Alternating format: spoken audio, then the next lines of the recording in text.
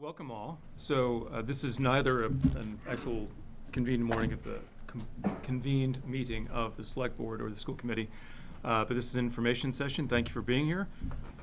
This is one of a whole sequence of information sessions and discussions that started, might have had the first one at the town strategic retreat, but we've had a few of these. We've had a few with one of students at Westford Academy, one with the senior center. So continuing to meet and give a short presentation at the opening to talk about sort of the budget and where we are, and then really move to Q&A. And we're grateful for your being here, grateful for all the questions. There are 26 and change online, so we'll be kind of bouncing back and forth between questions in the room and questions from people that are remote. And we'll stay here as long as there are questions that need to be answered. So welcome. And maybe Kristen, do you want to start off just setting the stage here, giving an overview? Sure.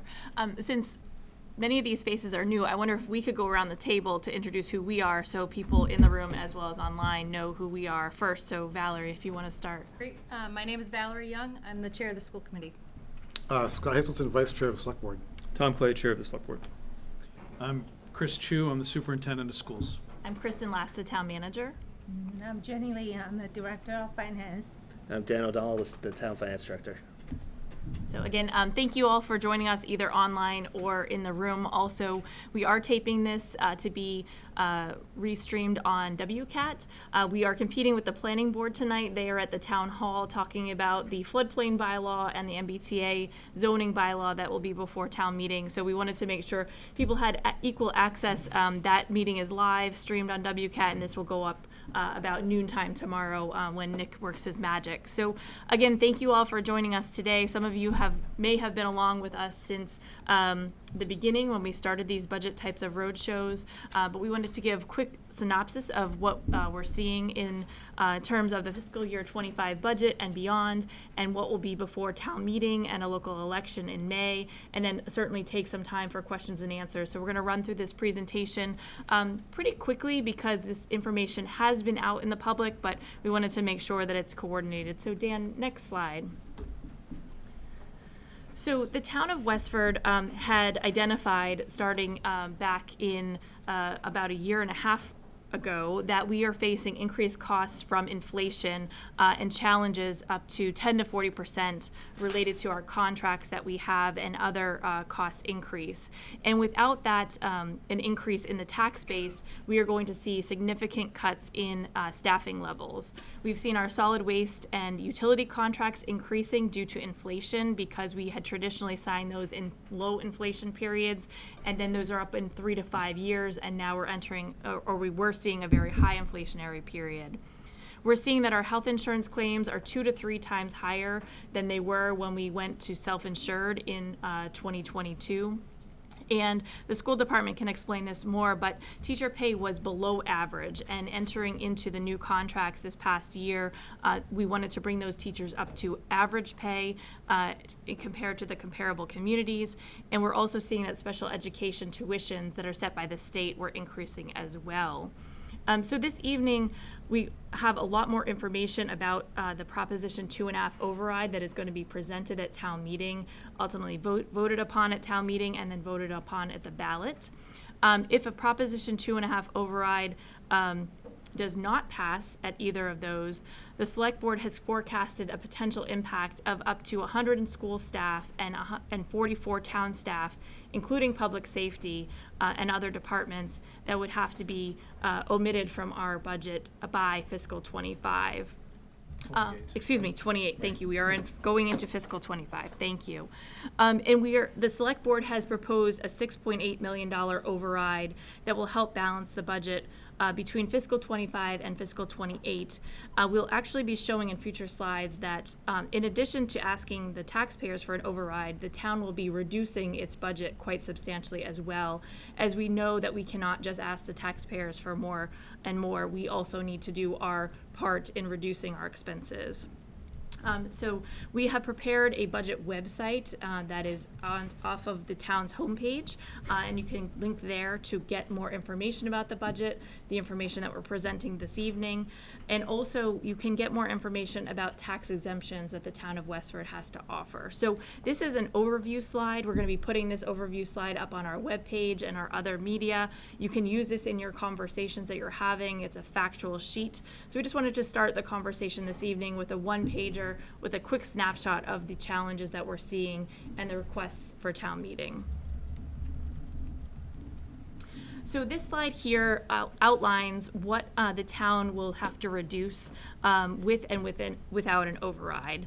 So I'll start there first with, in order to meet items requiring an override, the school has certain adjustments that they're going to be making, and the town has other adjustments. I'm not going to go through them line by line, but this is in a handout that you actually could have picked up at the door when you came in, and we'll also make available online.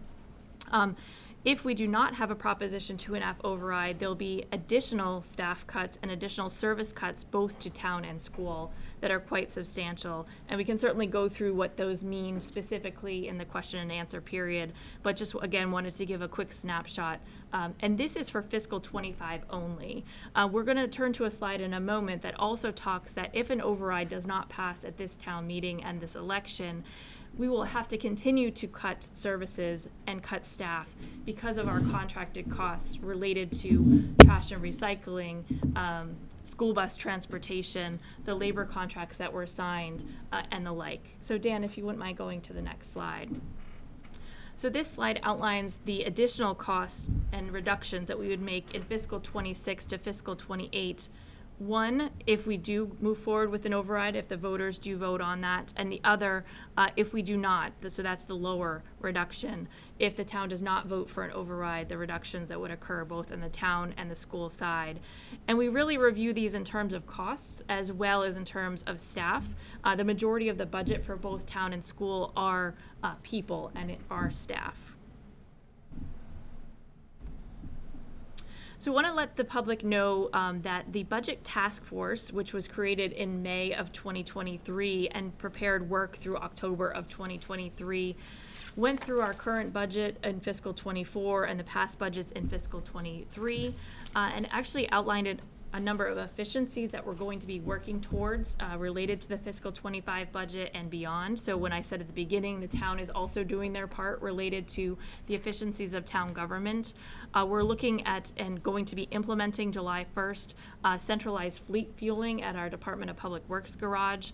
Currently, a lot of vehicles actually go to the area gas stations to get gas, and we know that there can be a cost savings there. We're looking at potentially centralizing our fleet maintenance opportunities for the DPW to take that on.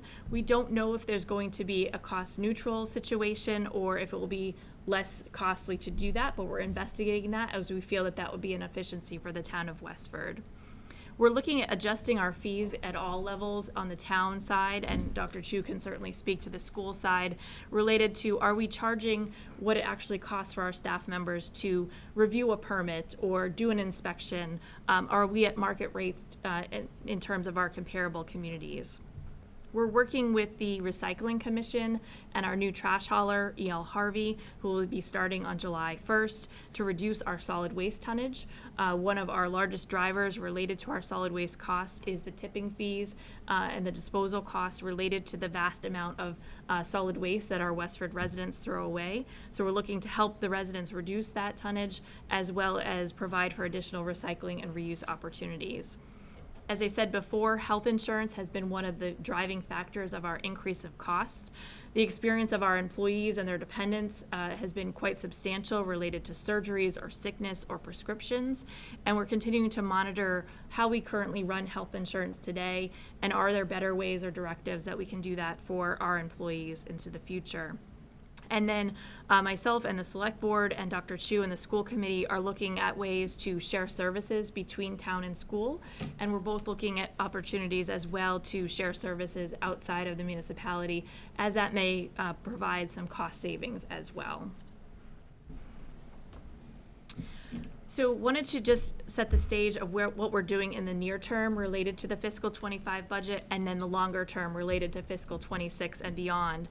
As I stated, this isn't just a one-year budget challenge. We're seeing this out into the future.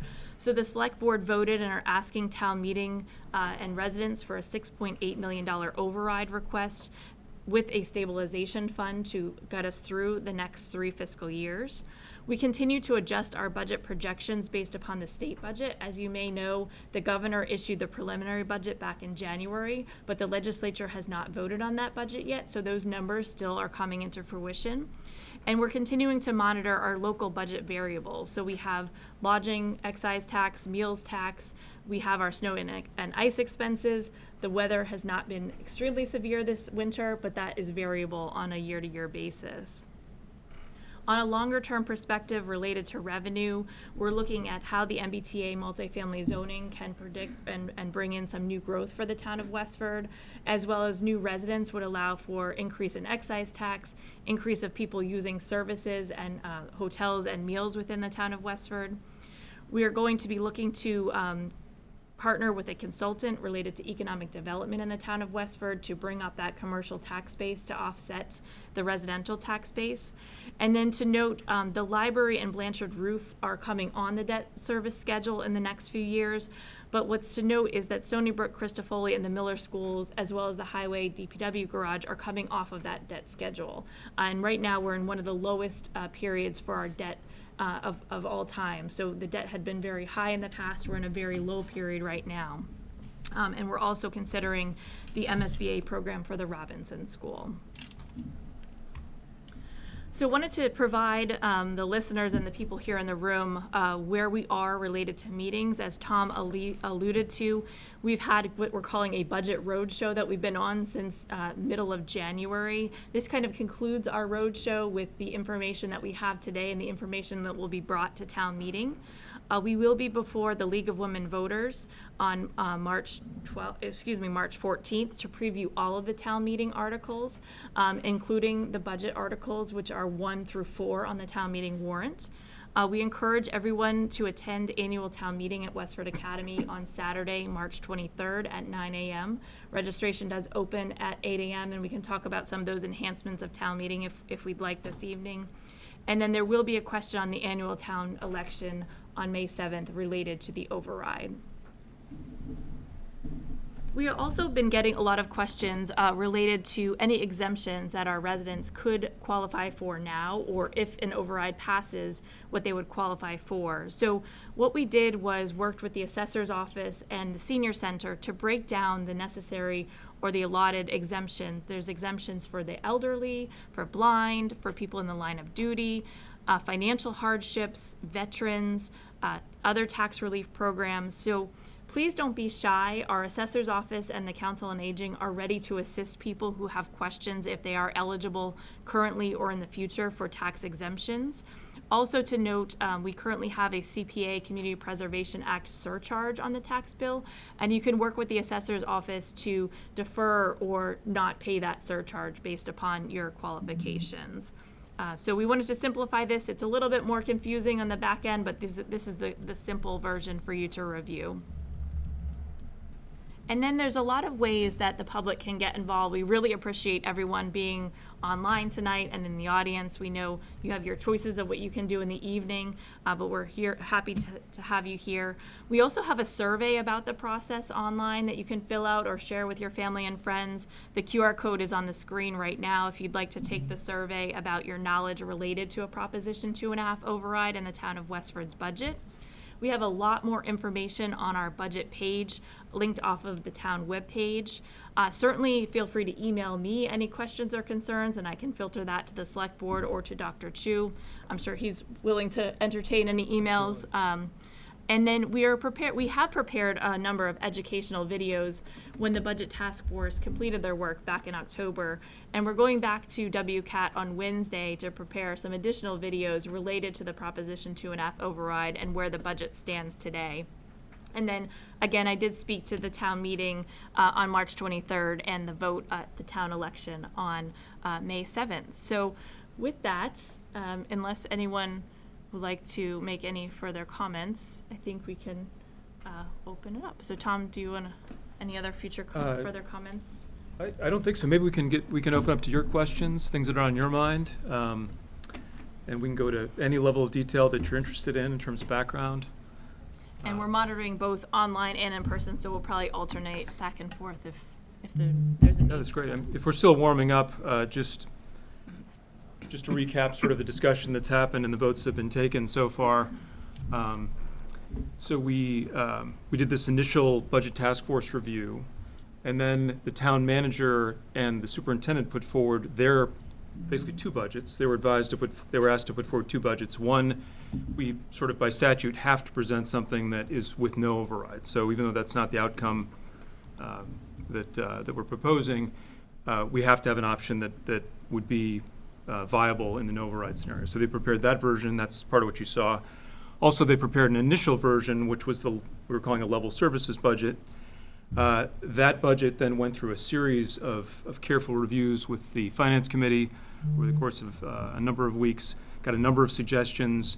In two steps, the Select Board asked the town and schools to reduce the fiscal '25 budget in this budget that would accompany an override. So we did see opportunities that emerged out of the careful review that the Finance Committee did to bring that number down. So the working number that we have now is $1.1 million below what our starting point was in the level services budget. And when we looked at the override earlier on, we thought in order to maintain critical services and limit the impact for student-facing and public safety-facing positions and services in town, we believe that we were going to need something on the order of an $8 million override. But the combination of good input from the Finance Committee, careful rebudgeting, requoting some of the agreements, a renegotiation of the solid waste contract, a number of things all made it possible for us to move that number down. And if you were following this process, the Finance Committee did ask us to look at a $6 million override number. We did that in a lot of detail. That did contain a substantial number of student-facing and public safety-facing reductions. Select Board debated that, considered it, and looked at a number that might limit that reduction further, and that's how we arrived at the 6.8 number that we have today. So the number has a lot of history. There's been a lot of input. There's been a lot of change over the past 3 or 4 months of intensive review, and that sort of brings us to where we are today. So I have two people online, so I think Great. we'll start with that. There's a question typed in from Leah Stackhouse. Thanks for all the work so far to identify cost savings and efficiencies. Are town leaders examining regionalizing services with neighboring towns to achieve further efficiencies? I can certainly answer that for the town side if you have any input. I am in constant contact with area town managers and town administrators related to regionalizing services.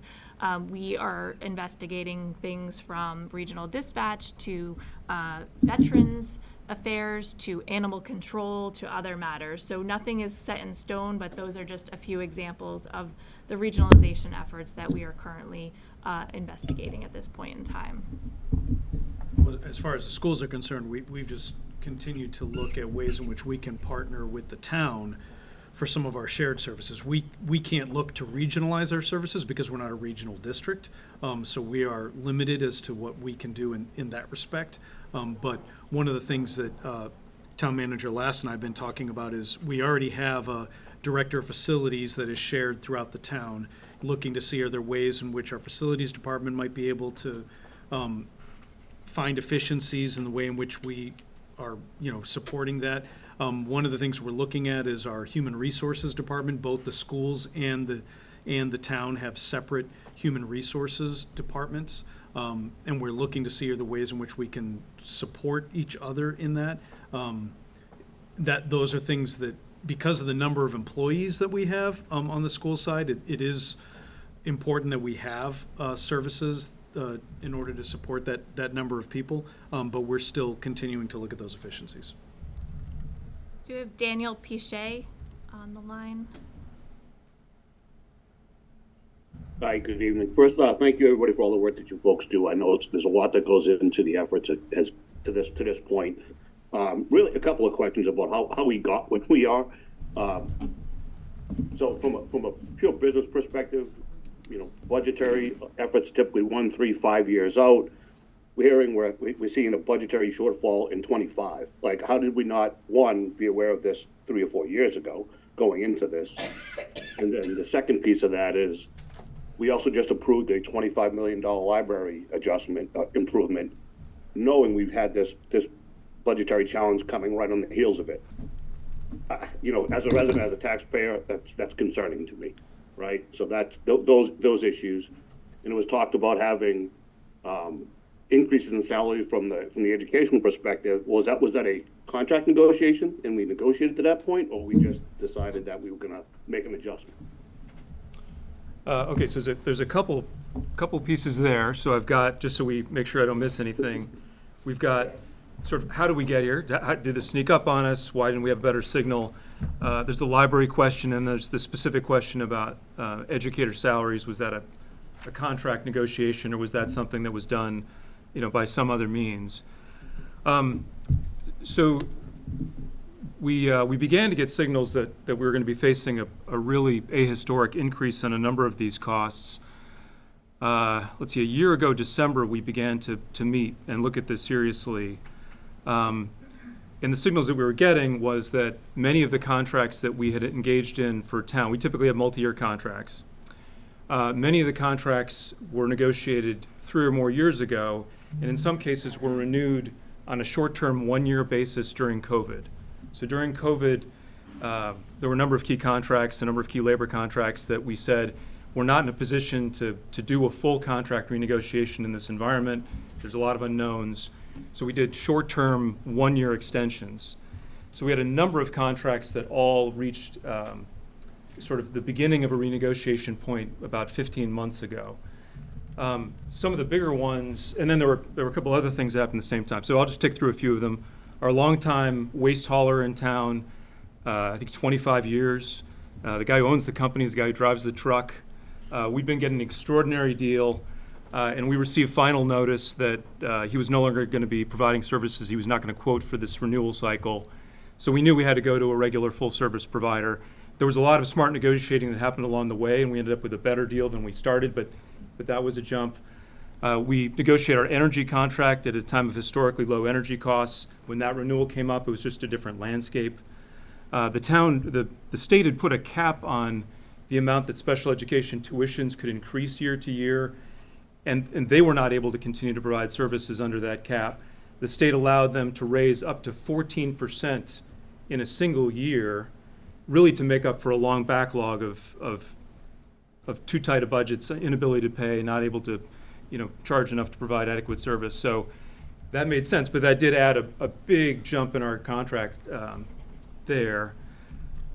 So a number of things all showed up more or less at once, either because it was a natural renewal and we're exiting a period of low inflation into kind of the post-COVID inflationary period.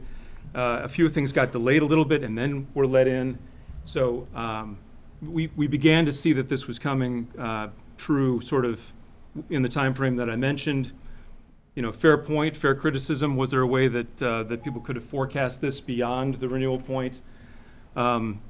It's something that we're looking at all the time. We've decided we're going to implement a regular sort of continuing quarterly review of our budgets to try to be smarter. But a lot of these things really did have sort of ahistoric shifts. The emergence from the very low inflationary period to a much higher period, that's sort of a significant change. Some of the caps that have been in place were changed in a significant way. So there were things that were genuinely new that did show up. Maybe I'll stop there. We'll make sure we do cover this teacher salary issue and the library issue, but I guess other reactions to the I would just add that, how do we get here, which is a fair question. we also had perhaps the worst actual experience possible for a healthcare plan. No one could forecast something like 3 times the rate of serious illness on the part of our employees. So that whether you're self-insured or whether you're privately insured, either you back-fund it or you're going to have a rate increase. So I think that's a big chunk of this problem actually is coming out of the health insurance plan, that there was no way to forecast personal illness. And I'll mention that the Westford's not alone. So these economic factors, which are sort of tidal shifts in some of the things I mentioned, change in the baseline rate, change in energy, change in special education costs, change in transportation contracts, these things are affecting really all the town's around us in similar ways, and if you've been following the news, many towns have come to a similar conclusion in terms of need to give the taxpayers an option to preserve services at a higher tax rate. That's the choice that the voters will have come town meeting and come the ballot. Yes, on the health insurance side, so, one of the real problems is the cost of drugs.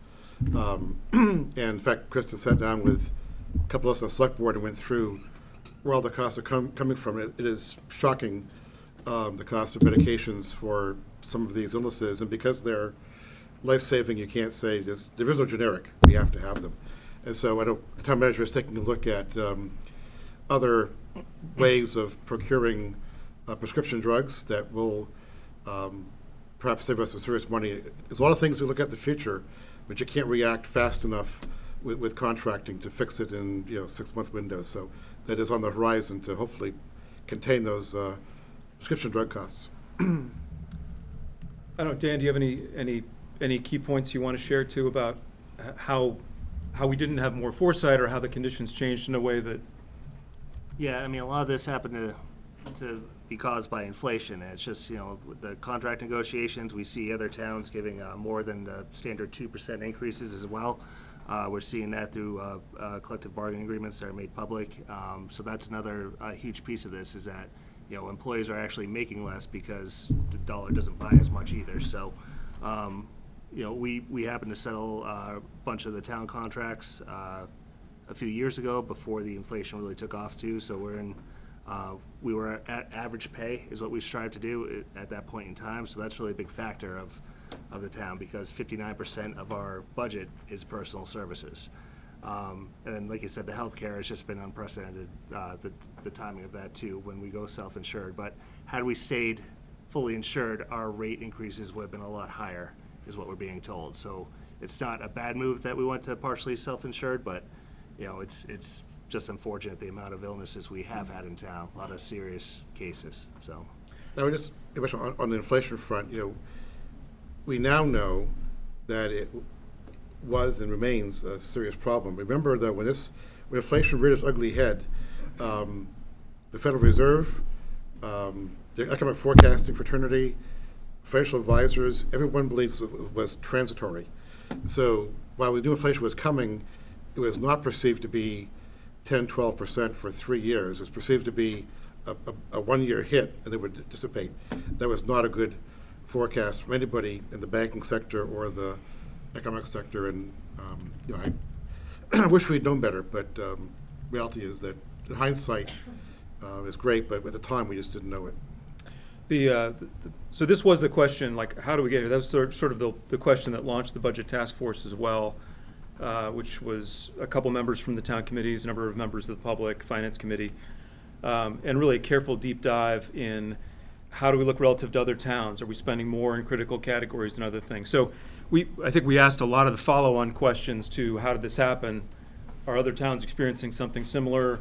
Where does Westford spending, fall relative to other communities like us? Are there best practices to learn? So a lot of that's in the budget task force is a light 95-page read, but lots and lots of careful study about, are there things that we can do differently? Are there practices we can adopt? So I think a pretty exhaustive look at it, but the summary is that those were the key things that drove it, and those were when we began to get the signals that things had changed. So if the questioner has any more comments, please, but I do want to I'll mention or maybe I'll ask my school colleagues to talk about the teacher, sort of what was the structure of the teacher educator pay situation. Was that a contract? Was that something that was done another way? And then we'll touch on library too. Sure, I'll jump in there for a second, because, so when we were, last year, when we entered into negotiations with our teachers, when we collected all the data with our market basket to look at the comparable communities, we had learned that our teachers had fallen below what that average pay is. And so, similar to what Dan had said earlier, where we have a commitment to try to bring people to that average benchmark, in the middle of the benchmark of the competitive or the comp the comp group of communities. Forgive me, stalling there. we knew that the teachers had fallen below. And so that was part of the negotiations last year as we were looking at that, and that contract has been settled now. And so these are part of the responsibilities that we have as we're looking at what our future costs are. The town has a methodology in general when union contracts are coming up. There's a set of market basket communities that have been identified for that specific town. There's sort of a town bucket, and then there's a school bucket, which is different. And then we do kind of careful tabulation, and we compare all the different benefits and add-ins. And in the end, the goal that we're negotiating to is to get to average in that group. Our target for a number of years has been to try to do a careful benchmark study and then target the average. So that was a methodology for the schools. That is in a contract now, a settled contract now, and that's been our practice elsewhere as well. Do you want to take the library question? Sure, or if you want to lead off, I guess the question is sort of, I guess, how do we get here to this major expense? Do we look at this major expense differently given the budget situation that we're in? Yeah, so I'll definitely share on our budget website that we talked about earlier today, we have a list of frequently asked questions along the right-hand tab, and one of those questions is, should we reconsider pursuing the library project related to this budgetary cycle? To the general resident, it may not feel like these items are separate, but we do have the operating budget that's going to be voted on at town meeting, and then we have our debt that is part of the library project. So on that website, we list out that since 2012, there have been 7 votes related to the library building project. There's been votes related to planning for that project, designing that project, applying for Mass Library Building grants with the state, as well as appropriating funding for the library construction project. And all 7 of those votes were either unanimous or majority in favor of the library. We have received a substantial amount of money from the state related to grants, and we will continue to if this project continues related to reimbursement. But we can understand that residents do feel like if the town is going to be asking for more money related to a library versus more money related to an operating budget, they're weighing that related to their day-to-day life. Please note that if the library building project does not continue forward, there will be costs that we have not forecast related to the upkeep of a library if the budget allows for the library to maintain being open. If the library is not open a certain number of hours per week, we actually lose our state funding that we get every year related to the library. So we can understand the concern of a library versus operating versus other things, but certainly these budgetary challenges were not known when all of these votes occurred related to the library building project. Follow up to the library. Ken Smith, Westford. Yeah, do you mind, Ken, coming up to the microphone? I'm sorry, this seems, I know, kind of an arcane thing, but it does help people remote here. Yes. Absolutely, yeah, and it's fine, if you just want to raise your hand, we can bring people up as you're ready. Just captures it for the recording. Yep. Ken Smith. Ken. Find loose into place. On the library, the state match of 8.6 or 8.9 million that they would contribute, is there a sunset date by which that is retracted? If we stall or delay or postpone the beginning of that project? I believe we do have to meet certain project milestones that we applied for under the grant. So if we do not meet those project milestones, we would not be getting those grant funds. And how much can we shift those milestones and retain rights to that grant, and yet may partially ease some of the capital or operating budget that we have in the next 2? We can get back to you on that. I don't have that in front of me tonight. It is the case that there are benchmarks, so it's not like you get one cash payment at the end. It's, I think, 3 or 4 different payments. So we hit certain milestones of construction, we get paid. So we can look at the time frame, but I believe that if you jeopardize one, you jeopardize them all pretty quickly. So I'm going to take a question from Patty. Do you have a follow-up? You can do a short follow-up. Oh, I'm sorry. I'm enjoying this. Yeah. Does the capital budget include the PFAS water treatment of 25 million and a slice of debt service starting next year? It's not starting next year. It's we're only going to design for next year, so it's a small piece. And the water enterprise is paying for the debt payments. So it's the intent to use fees. Higher rates to for pay them. that. Yep, so Okay. And has the state already changed and lowered their PFAS thresholds for which this project is in response to? Yes, I believe they have. Yes. Thank you.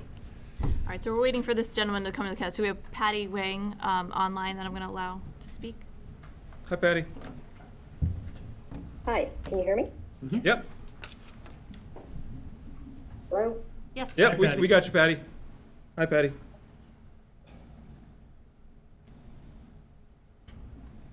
Hello, can you guys hear me? Yes. Patty, Yes, yes, we can hear you, Patty. We can hear you, Patty. Patty Huang for Birchwood. I'll start by saying that I already know I'm going to vote yes because I'm not willing to bet against the kids in Westford. They've grown to expect a certain level of support in the classroom, and removing over 30 elementary middle school interventionists and over 16 high school teachers will inevitably change what their school day looks and feels like. Regardless of what caused this, I think we can all agree that our kids are innocent in all this. But if the override doesn't pass, it will absolutely take years for the Westford schools to come back from losing 50 teachers, over 50 teachers. But like many others, I still have concerns about the budget. I think there are still efficiencies that can be made, but we've run out of time to explore them.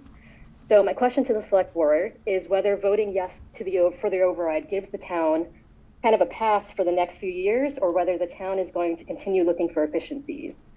Rising costs aren't going to suddenly drop, and we need to do whatever we can to keep Westford affordable. We need assurances that things won't go quiet if the override passes. So how are we going to hold town departments accountable for ensuring their budgets remain aligned with town priorities? And if there are additional funds identified or spending comes in lower than budgeted, how will those situations be handled? So there's two pieces to that. One is a sort of a target, and the other is a process. So in this override package, in this proposal, the town and schools are signing up for further reductions from a level service budget. So let me just back up a little bit. So basically, some of the costs in the contracts are growing. So when we talk about reductions, we're talking about reducing services, even though the dollar value may go up. Because if each individual thing costs more and drives the cost up, we need to cut back things just to stay level or at a modest growth level. So when I'm talking about the reductions, I'm talking about reductions from what it would be if we continue to do the same things the same way. So Dan can give you the detail, but basically in 25, we already talked about the reductions. In 26 and 27, we're committing to further reductions already as part of this package. So there's more work for us to do, and we're identifying how we're going to accomplish those goals, Patty. But we do have that obligation. We felt that we couldn't ask the taxpayer for all of this. We had to take a big chunk of it on the town and school side and find ways to reduce, in some cases reducing services in ways we don't want to do, but it just had to be a partnership. In terms of process, we've agreed that we're going to have quarterly ongoing reviews with the Finance Committee, continuing to look at how we're doing with the budget, how we're doing against these goals. The Budget Task Force identified a much longer list of efficiency gains and revenue sources that we're going to continue to come back and look at. So we'll be in more or less a continuous budget process for forever, for the next couple of years anyway, while we're in this mode. And we are on the hook for further reductions already, that we've got a number of ways that we can accomplish, we believe. So there's not a pass. We definitely are not continuing to do the same things in the same way. We are making reductions and are committed to finding further reductions. If we find, so if we overperform and are able to find more new revenue and more reductions beyond the reductions we've already committed to in our planning, what that would mean is some of the reductions that we've identified for services we may not be required to do. So there are some personnel reductions at various places in the school and town that we've taken out, some things that are important services that we did not want to take out. And a lot of those are detailed in the presentation. So we could be in a position, if we overachieve and we get the millions of dollars in savings we're already committed to, there could be an opportunity to look at preserving or restoring some of those services. But it's not going to be it's not an easy challenge, and it's not an easy target. So I wouldn't set expectations that I think we're going to overachieve that and be able to basically restore or not make some of the cuts that are in our basic plan right now. I don't know if others have a... Well, I mean, in round numbers, we began with a 11.2, I think, $1 billion budget gap deficit. By taking out the 1.1 million up front, we've lowered that down to about a $10 million problem. But the key is we've taken out 1.1 million already from between towns and schools, and that through compounding helps us out a little bit in the outer years. But we're looking at $6.8 million override at $10 million gap. So simple math says we got 3.2 million worth of cuts to make in the next 3 years, or efficiencies, some measure of work on our part to get this thing to align. But And not to nitpick, but it's just a little bit more than that. It's 10.8 was the total shortfall, and it's about 4 million of further reductions that we're obliged to. So 6.8, we're asking for an override to preserve services, but there's another 4 million we need to find a solution for in our budget over the next 2 years. Yeah, I was just going to say, Patty, your statement is well said, because one of the things we know is that we're not getting a free pass even with this override. And I think one of the things that you're aware of is that we're looking at doing a comprehensive review at Westford Academy of our graduation requirements as they are right now, to see what additional efficiencies we might be able to identify for FY26 and FY27 as well. So, Hi, Bill Blotta, 52 Nutting Road. Before I get to my question, just to piggyback on the library, the interest rates are super high right now. I assume for the library project, they're right there. So if we're moving forward right now, we're at the highest interest rates, right? Dan, why don't you answer how we bond and how we have interest rates? Right, so we don't actually bond for the project until it's complete, because Okay. we don't have to borrow more than what we actually spent. It's not good practice.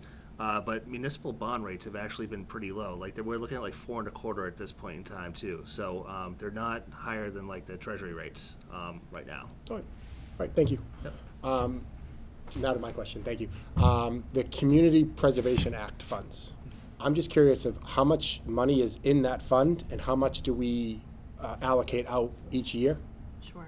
Because I'm looking at that saying, that's a nice to have, and if people are struggling and we move forward with the override, then pausing that, stopping that. I mean, when that first started, Massachusetts, I think, was giving 100%. And somebody said 38% this year, but I thought it was actually 30% from what I read, or maybe that was last year. It was 30%. So that's giving something back. I mean, I know we use the funds, but we got to cut where we got to cut. And if that helps some people, you know, we do the override, but then that gives 3% back. That is a little more manageable for some people. Sure, that's certainly been a conversation and a discussion. It hasn't moved past a discussion, but Dan, if you want to give us the numbers where we're at today. Sure. So what the CPA does is they raise the money in 1 year and bank it for the next. So we're starting the year with about 6.4 million out there, and we borrowed a bunch of projects too that we have debt obligations for those. So we can't completely do away with the fund either. The total debt here is about 1.1 million. Seeing in front of you here for buildings such as like the town hall, historic portion, the road and bush, purchased at Adams property, WA trustees field, and the town farm residences that are coming up soon, hopefully. So for projects this year, we have 4.9 million that are approved for the year. Of course, we had the Drew Farmhouse on Boston Road for 1.45. That is out in October. And then, you know, the biggest items on here are the Stony Brook Athletic Courts and Track for 2.2 million, and an Amnasset Playground for 725,000. Okay. So, And how much that 3%, how much goes in a year? of the 3%, so the 3% are around like 2.2, 2.3 million. So And every then year we're adding it's a separate fund, it gets investment income, and then the state match this year was 517,000, which they didn't have a supplemental appropriation. They usually put another 20 million in, which they didn't do this year, and last year was over $900,000. So it was a decreased state, but overall, it's still been the best investment we've made because we've gotten over 40% return over those 20 plus years. So, And Dan, I don't know if you know offhand, but the different kinds of tax relief that are available for folks in town, some are means tested, some are some you have to be a veteran for. I think for this one, this has the most broad category for relief. If people were to apply for relief, you can apply for basically not an exemption, so in that year you don't actually pay that 3%. Can you just remind me what the criteria are? I don't have No? criteria in front of me. I'm not Okay. sure, but it's a lot more broad than the other exemptions. But just email or call the assessor's office. The exemptions are due in by April 1st, so do it soon if you think you may qualify, but definitely it's worth reaching out. And so. is that, that's a town decision on if they're gonna be exempt or not? Is that how that works? If they meet or- the qualifications, then they're exempted, yeah. Okay, all right, thanks. So I'm going to take a question in the chat, in the question and answer. What efforts have been taken to ensure the town meeting venue can accommodate the anticipated large participation of citizens? You've been working so hard on this. Do you want to just, it's a good public service announcement anyway, just to describe what we've done and how people can arrive early and be careful to make sure they get their seat. Absolutely, and if I miss any of them, because we have a lot of changes, please chime in. So great question. Again, town meeting is at 9 a.m. at Westford Academy on March 23rd. We have arranged for 800 voters to be in the gymnasium with 800 clickers. We are starting check-in at 8 a.m. Again, we will have I believe 10 to 15 check-in locations throughout the lobby. And then once the Academy Gymnasium is full, we will then be moving the additional voters to the Performing Arts Center, and all of those voters will have clickers as well. We have tested and have engaged a company to make sure that there is complete audio-visual connection between the gymnasium and the PAC. That is both for viewing, that you'll be able to see the other room on a screen and you'll be able to hear them in real time. Related to parking, obviously the parking will be available at Westford Academy. We are not going to be using the fields as it's been a very wet season. We will have off-site parking at Robinson and Christofoli, and we will have continuous buses from the morning through the evening running, so people will not have to walk or get a ride through. That'll be 2 school buses and 2 COA vans, so that will be handicap accessible as well. The entire front of the Westford Academy parking lot will be for handicap accessibility people to enter there. We also want to make sure that people are staying on site during the day if they can, so we are providing pizza lunch in the cafeteria for purchase, or people can bring their own bag lunch as well. And then inside of both locations, we are having areas for people who wish to wear masks to sit in one location to be perhaps a little bit more distanced, and then other people to just feel comfortable to sit where they are. We also have that non-voters will be sitting in a totally different room and just be reviewing the live stream on WestfordCAT. We have free transportation from people's homes to Westford Academy on that day provided by the Council on Aging. There is a required sign up in advance on our website or by calling the Council on Aging by the Wednesday before the meeting. And we also are providing free childcare for children ages 5 to 12 through our recreation department. And again, there's a registration for that ending on the Wednesday before the meeting, but that is free as well. So I think I captured almost every, go ahead. Well, we've also adding extra officers for the police department, so if we, if you remember last town meeting, once you got to the Academy parking lot, you were stuck there. So we'll be monitoring that lot as it gets, because they get full, the police can then close the lot and direct you to alternative parking, so there won't be this entanglement of traffic that we had last time, so thanks to the police, I think we have like extra 8 officers, I think on duty that day to accommodate traffic and crowd. I was just going to add the feature of having time certain articles. So the override vote and the budget will be the first order of business. The first major order of business, there's like the consent agenda and letting town staff speak, but it's the first major order of business. And then the MBTA multifamily zoning article is right after lunch around 12:45.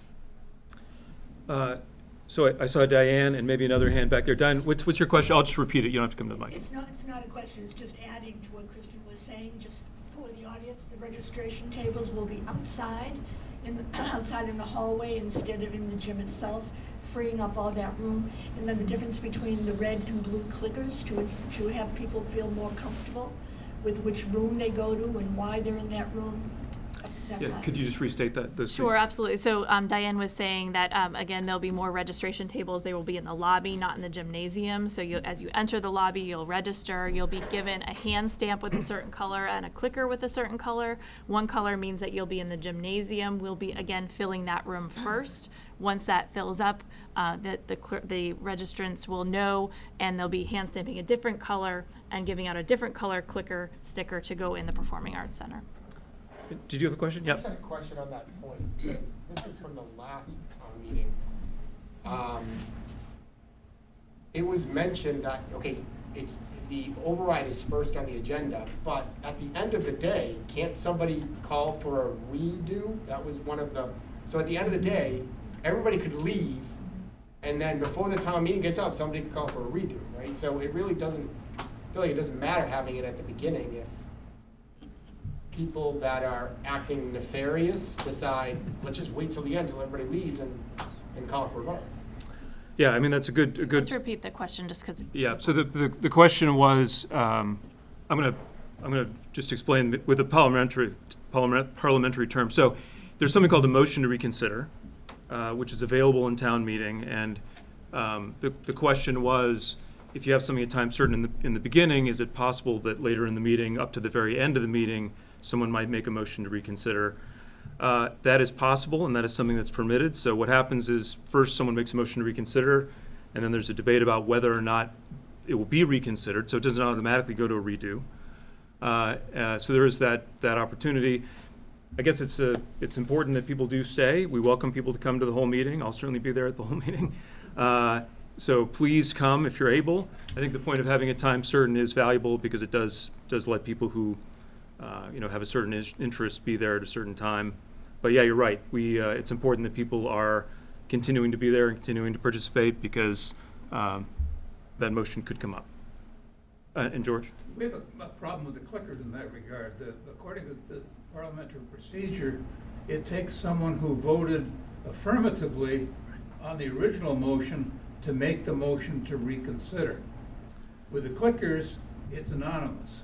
So at the last town meeting, I think Angela said, I'm not going to take any motions for reconsideration, which I think is pretty gamey. So there'll be another opportunity, another meeting where the moderator will be here to talk about that. I think she gave an opinion, so a little bit inside baseball, but League of Women Voters has something a little bit different in what's approved and what the procedure for a motion to reconsider is than what's actually in town meeting time. So why don't we leave that for the Madam Moderator to speak to, but and she will. So. And maybe we can address that at the League of Women Voters event on the 14th too. We'll see. So Heather, go ahead. Heather's been so patient. She's been Heather Fitzpatrick? Well, I'm sorry, I don't mean to do this, Heather, but Chris, do you have a question directly related to what we were just talking about? Yes. Okay. Is there anything being done to assure that Westford voters, Westford residents, have priority parking in the Westford Academy parking lot? I know that outside people may come and demonstrate, they're perfectly allowed in the meeting, but at last town meeting, many residents were required to drive around and around, and they left before they voted. You've done a great job in managing what happens once they get inside the building, but I am very concerned that many of our older or handicapped people, they can park in a handicapped space if they can get to it, but a lot of people are in an age group where they may not have a handicapped plate, but they still can't get there because non-resident demonstrators or supporters or unions or whatever may be on site demonstrating and holding placards, which is their right to do that. But how are we going to make sure that our voters get access to parking in the parking lot? And many of them won't go to a different school and take buses. So signs or a ruling locally, like park here if you're a resident, don't park here if you're not? So the question is there a way to give preferential parking to Westford voters, residents, community members, if people who are not voters, who come for any number of good and legitimate reasons and want to be there and take up the parking spots? That does create an additional burden for others. So we did talk to the chief about that. There was not an easy way or really any way that we could see that we would selectively screen people at the entrances. So the solution that we have is try to have additional parking remotely, give people a chance in advance to carpool if they're able, have these free transportation methods available, make sure we've got the shuttle running to all the remote sites in a regular way, and just expand the capacity of parking. I'll also mention that last time we did this, a substantial number of spaces were taken up by students who are engaged in sports and other activities. That won't be the case this time. There'll be more spaces available to begin with at Westford Academy. So our approach here because we don't have a way to regulate and have checks and have people prove who they are in all the different gates and entrances, is to try to create enough parking broadly, communicate in advance, invite people to carpool, and use the resources that we have. That's the approach that we're taking. I know you Yep. can't police it, but if you put up signs, at least, to say, this parking lot for Westford residents only, you may not catch everyone, but you may deter people who are not residents from parking there.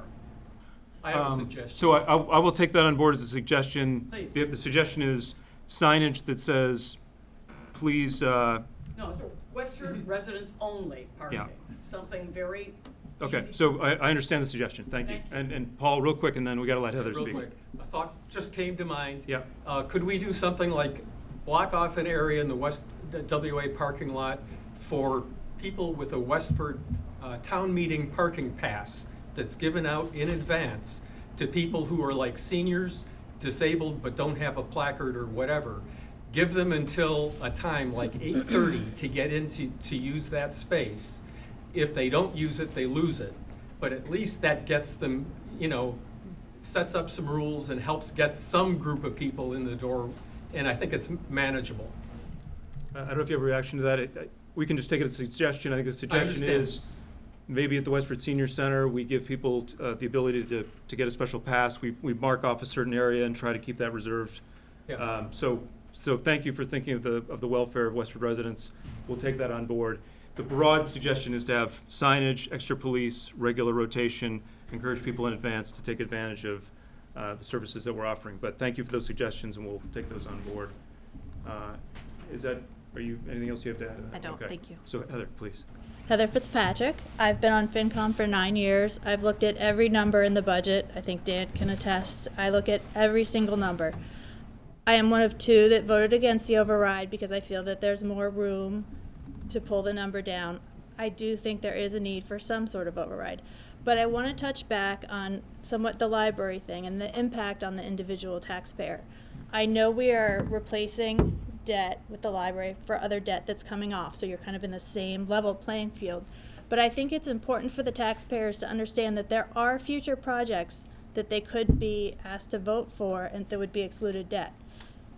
We're working on a feasibility study at the NAB fire station. I don't know where that's going to go.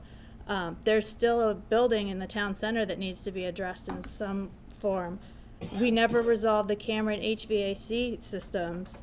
And then the school feasibility study has a number of projects. The building we're in, Robinson, Abbott. So there's a lot of other big ticket items. So when people see the $760 average adjustment to their taxes, because they're also suffering from inflation, they need to remember that there could be more stuff put on top of that, plus the 2.5% every year on top of that. So I've tried to make it clear in the FinCom book this year for my portion. There are things out there, and that's just the stuff I know about. Select board and schools may know of other things coming, but that's what I know from my experience. So. Yeah, thanks, Heather, for making that point. And Heather's exactly right. Maybe we won't go into the detail right now of how excluded debt works, but when we built the schools, there was a big amount of excluded debt that's been paid off. And so we're actually at a historic low. We're at a historic valley for what we're paying in that part of your tax bill.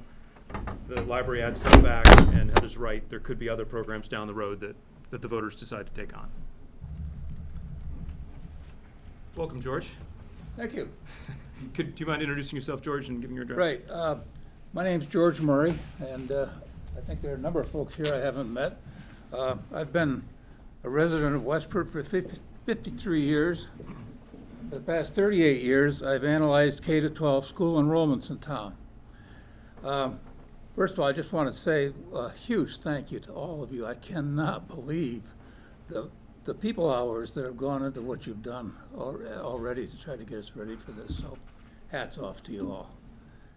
Westford's K-12 enrollments have been declining since 2011, and by 2023 had dropped by 12.7% since 2011.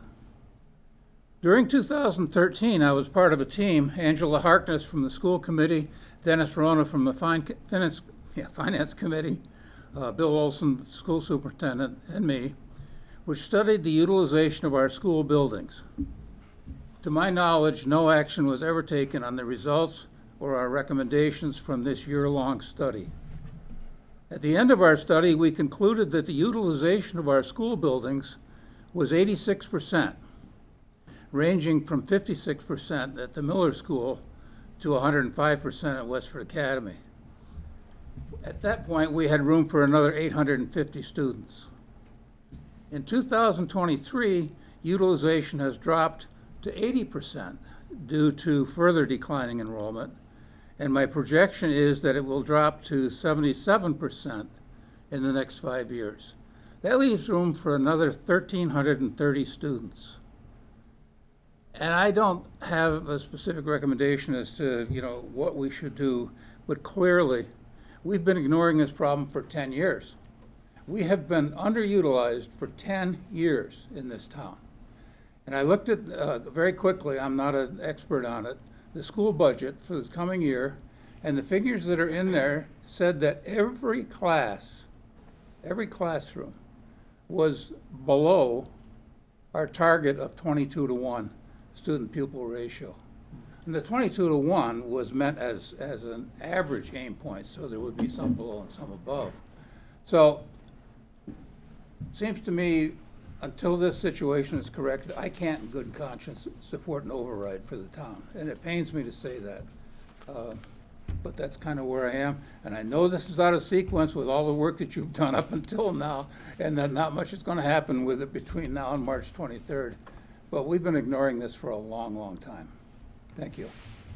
So, Yeah, why don't we give our if I school could just speak colleagues to a that, chance yeah, to thank you, react. Yeah. thank you, George. And I actually appreciate all the work that you've done. I appreciate the work that the committee did in 2013. I can't speak to why the work in 2013 didn't necessarily come to fruition in any way.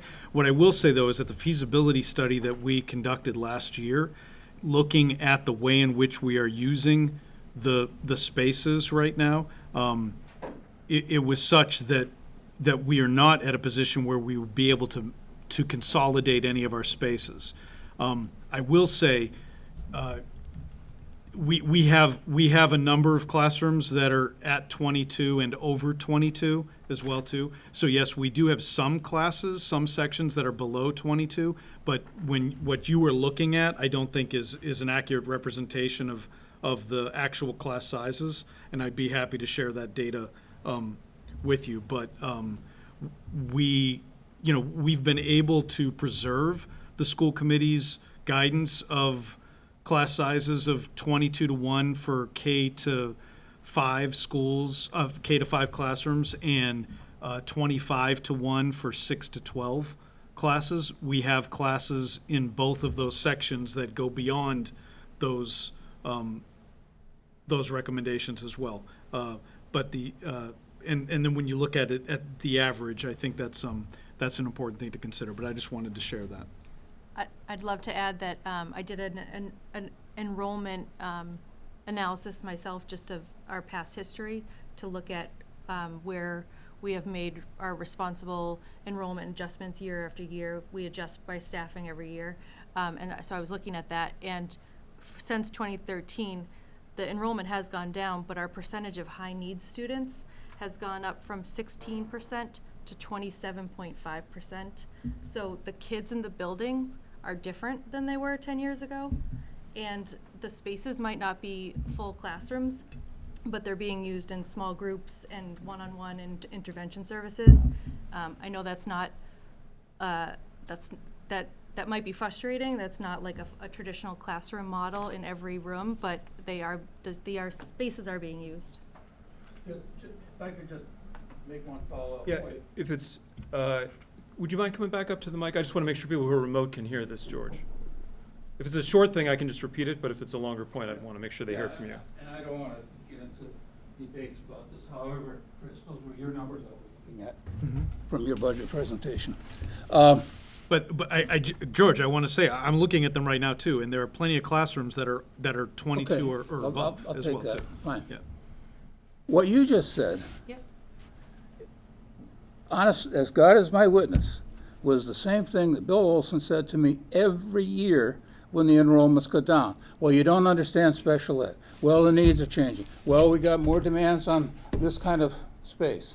One of the biggest contributors to this effort that we did 10 years ago was Courtney Moran. And it turned out that our utilization planning started from, these are the special ed needs that we need for occupational therapy, for physical therapy, for small class, for small group meetings and so forth. So all of our utilization stuff started with, this is what special ed needs. But every year in declining enrollments, the answer I got from the school department was, you don't understand special ed, it takes more and more space. Now, last time I looked at it, and it's a few years now, we had crept up from 14% to about 17%.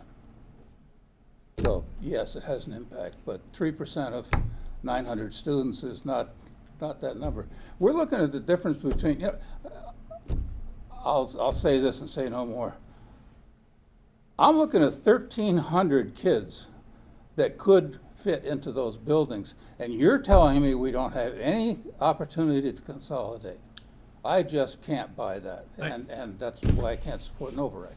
I just, George, I think the number of what, because again, when the professionals that come in and look at the way in which educational space should be utilized now, they're not looking at the way that it was utilized 10 or 15 or 20 years ago. And so to say that 1,300 kids could fit in those buildings, could we squeeze them into those buildings? Absolutely. When all of the students sat in rows and when all of the students were just looking at the teacher in the front of the classroom. That is not the way the educational system is organized anymore. That's not the way we counted it either. We counted it as 22 to 1 and 25 to 1. But it is about the way in which you utilize the space. And I think what you had just said, I think is exactly what Valerie was saying, which is we have seen now she's sharing with you actual percentages, and to show that the percentage of our students has changed.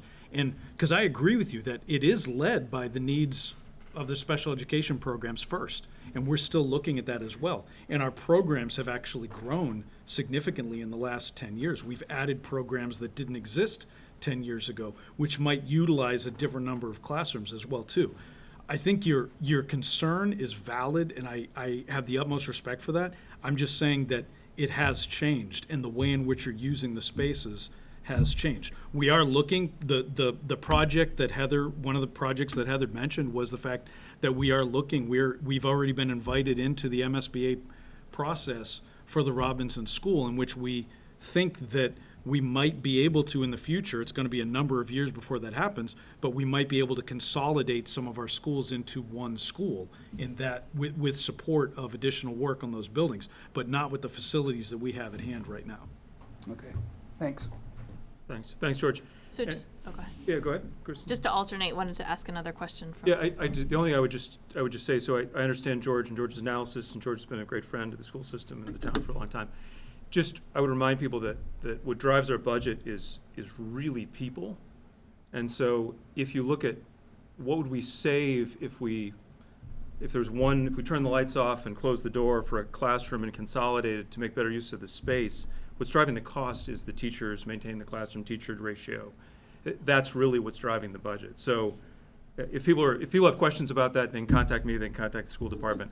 But if you look in what's driving the costs, it's teachers and educators in front of students.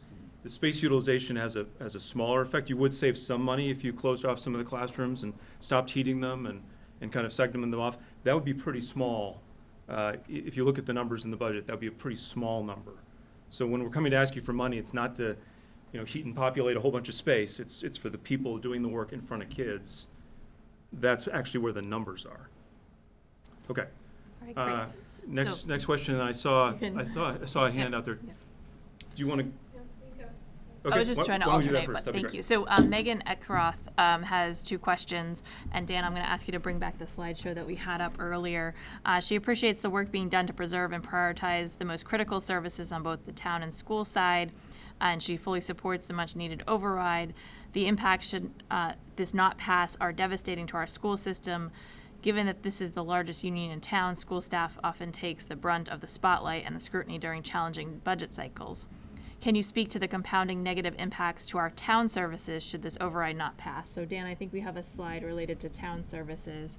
And while he's bringing that up, she also asks, will there ever be a reconsideration of a split tax rate to offset the tax burden to residents?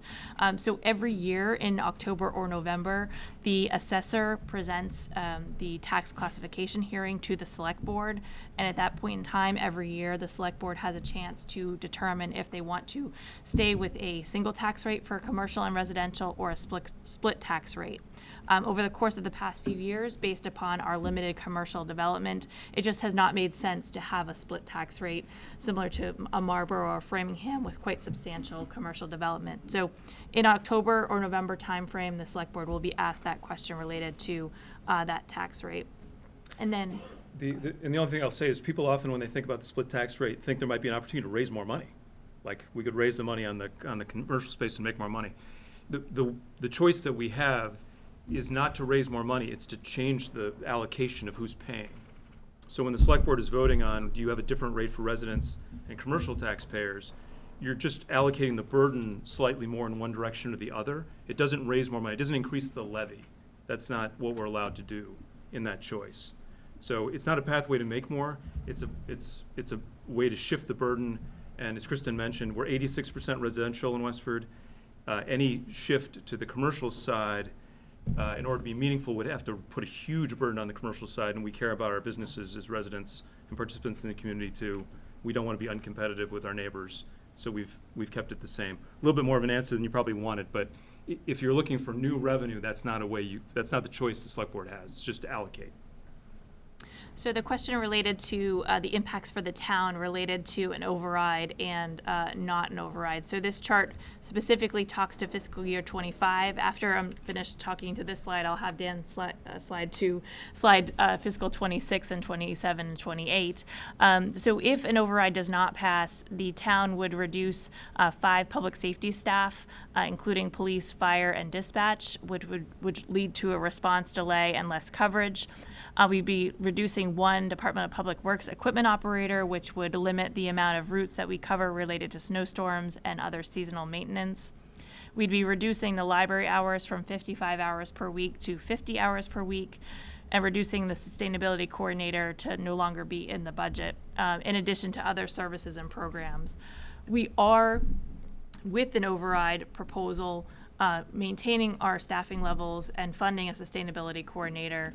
We would be reducing our professional development in certain budgets related to town departments. We are looking at reductions in budgets due to staff turnover. If there are people who have left, there won't be longevity.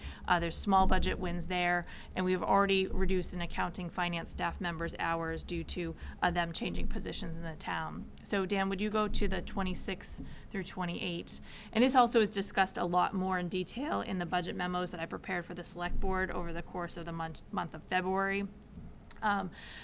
But if we do not pass an override within the town of Westford, we'd have to reduce by $1.2 million in fiscal year 26 and $570,000 for the reduction in fiscal 27, which could be additional 20 positions, most of those being in public safety and DPW, again leading to more response delays, limiting office library hours and Cameron Senior Center hours, which also limits the funding that we get in from the state every year, and reducing additional programs such as not being as up to date with our technology systems, our electronics, and others. So there are quite substantial costs that we would see burden to related to a no override scenario.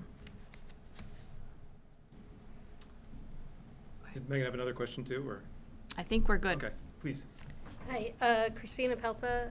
Thank you all for everything you've done. I am in full support of the override, but you did mention that health care is a huge cost. I'm just wondering what the future plans were. Yeah, so the select board asked so our renewal opportunity to change what we're doing comes in a couple steps, but the first step is in November. And so the select board has asked kind of a complete reevaluation of all options, full pay insurance. There's some state supported plans that you can participate in. We can look at the existing plan that we're in. But we've asked for them to come and basically requote all the options for us in plenty of time so we can make sure we're choosing the best option come November. I know a bunch of towns are looking at the same issue. Some are considering changing to other kinds of state sort of umbrella plans. don't know, Kristen, if you want to explain any more about some of the options we're looking at, but it's a big problem. It's on my mind for sure. Would you like additional? Good. Okay. You want to come on up, Diane? Yeah, I didn't know if Kristen was gonna take a call on that. Diane Wood, 122 Depot. For a quick second, I want to shift the discussion from the voters to the businesses in town. And I understood you, the team presented to the Rotary. Yep. Yes, we did. We did. Was there any impact, was there any discussion or any reaction from the local businesses in town? Because we've been focusing 99% of our energy on the voters, and I think I understand correctly, the business owners in town, if they're not residents, don't get a say, don't get a vote in this, correct? Correct. So taxation without representation, if you want to push it, but that's out there. Having the override is going to impact everybody, businesses included. We're certainly not going to be going out to eat as often as we have. And it's going to have a major impact on all the businesses, the restaurants, the small shops, the owners. And I was curious to know whether or not you've received any impact, any statements, or any input from our restaurants, from our local stores, et cetera, regarding the whole issue. Thank you. The audience that we had there that night, so it was a privilege to present to Rotary Club, and all these public interactions are very helpful to us. The audience that we had there was primarily realtors, so we had a lot of questions about how are people thinking of moving in, how are people staying in Westford, and we heard concerns of increasing costs.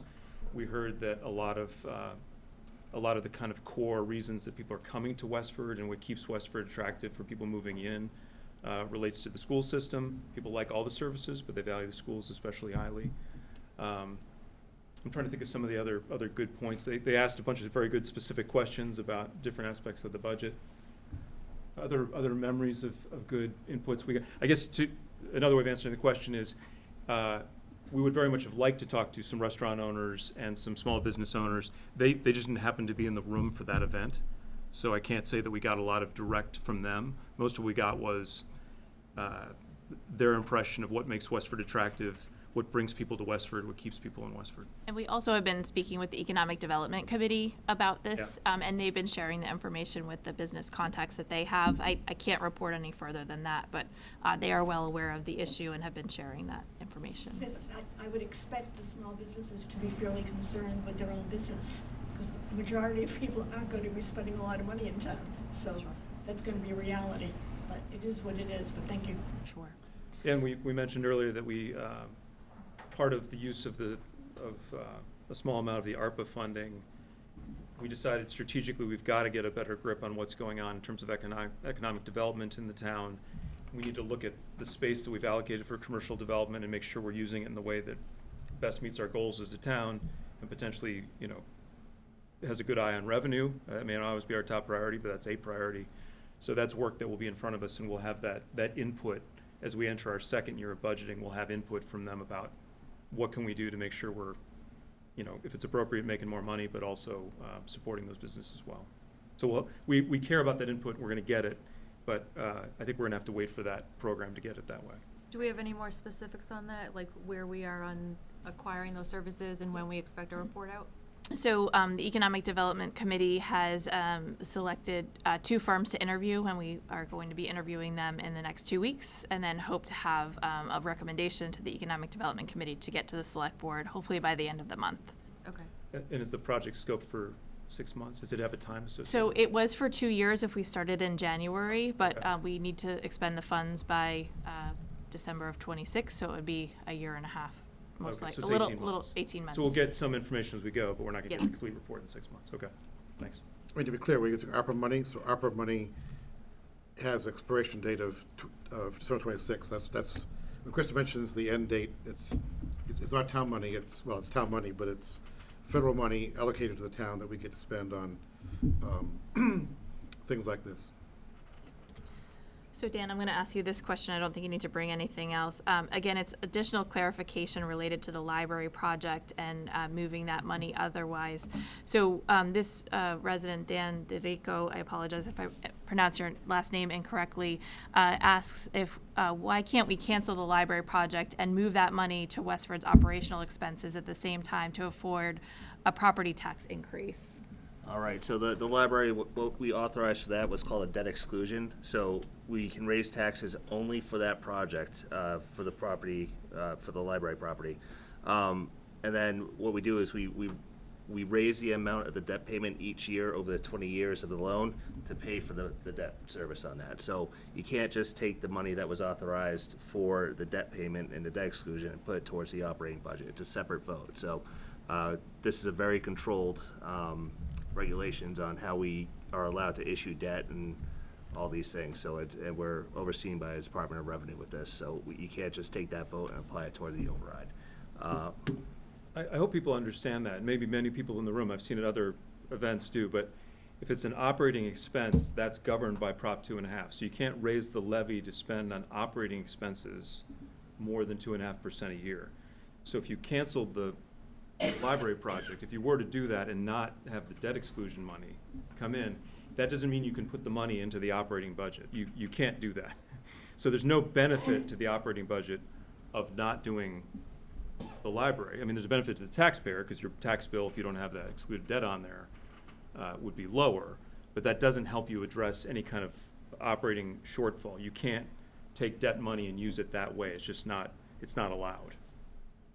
Can I make a point? If you're going to have if you have a couple more of these road shows, whatever you're calling them, you might want to add that to a slide because there's a lot of misinformation going around and a lot of people are saying that.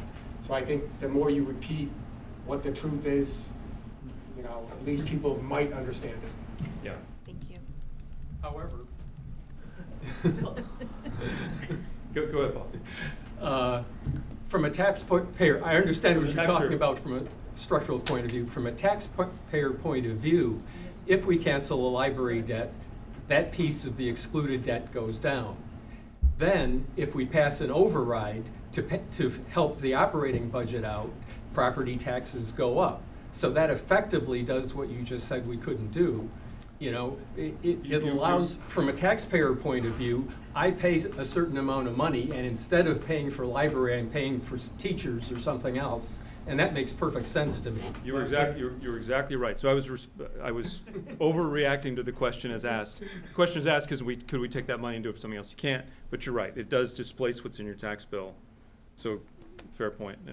Well, so there's two separate arguments, right? One is operationally, do we need the override? The answer is make a decision, but our prediction is yes. The library's got no impact whatsoever on that. Second question is total tax burden, debt plus operational, then yes, then you've got a point. And I've had a number of conversations with Dan and Christine over the last few years about things like that, and it just feels important that instead of, I think, we've been managing for a number of years to keep excluded debt at about a constant level, somewhere between $3 and $4 million a year, so property tax bills to individuals don't go up and down from year to year and so forth.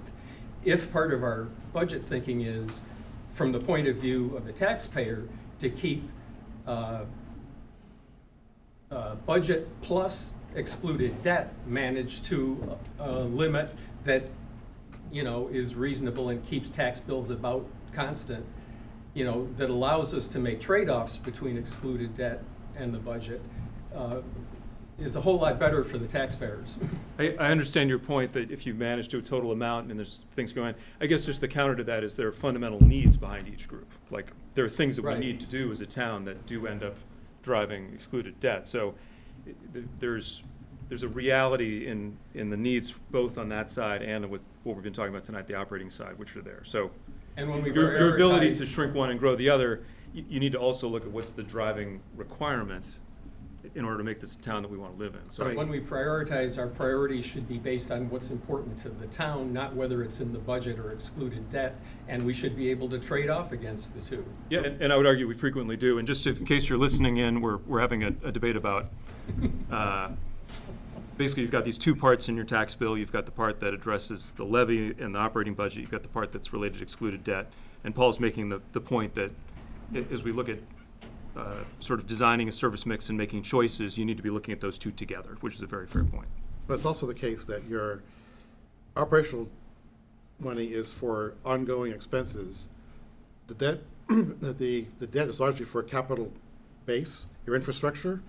So if you do not invest at that point at a regular level, at some point you get a point where, oh my gosh, we have to do 14 projects at once, and you get that spike. And I think from our bond rating standpoint, Dan could probably comment that the bond rating agency wants to see that level spend on debt, because then they know that you're making investments in your base capital, that you don't get surprised someday in the total tax burden because you had to build 4 new schools like we had to do at one point. Right, so our borrowing is less expensive because we're managing this responsibly in the eyes of the debt issuers and the bond rating agencies, and they look at our books very carefully, and it's a big thing every year when Dan's able to say we've maintained our AAA. And anyway, we may be getting a little bit too deep into this, but welcome. Hi. I can wait if you have to go. Do you have I do have one online Okay. if we can just alternate. Thank you very much. Mr. Acosta states, when you said you didn't know about the budget shortfalls at the time of the library vote, did you mean to say that you did not know about the waste management contract expiring, when the teacher contract was expiring, et cetera? I think the short answer is we did know that these contracts were expiring, but we didn't know the full value of what was in the market related to the inflation. But I'm happy to defer that to Dr. Chu. I think that's a good point. We did know that eventually our existing supplier for waste services, for example, was not going to rebid. He did not give us any kind of runway about how long that would be. So yes, eventually we would have known. It made sense given what had been happening in the special education cap that it eventually would need to go up. We didn't know it was going to go up 14% in that 1 year. So we obviously knew, I don't want to say obviously, I mean, it's a fair question. We do track carefully when different contracts are coming up, specifically how quickly they're going to inflect from history. We will predict as best we can, but we don't always know. And I think if anyone knew 3 or 4 years ago what was going to happen in the economy, they could have made an awful lot of money betting on something. I think there were genuine unknowns there, I guess is my point, that we all reacted to. But fair point. Could we have done better? I mean, I think about that. I worry about that. Can we do better? And we're going to, put more attention on this. But at a high level, yes, we knew they were coming. I think it would have been difficult to predict that inflation was going to take the turn that it did and stay as long as it did. But we accept the criticism. Go ahead. Yeah. I have a few things. So stop me if somebody else wants to talk. My name is Jamie Holmes.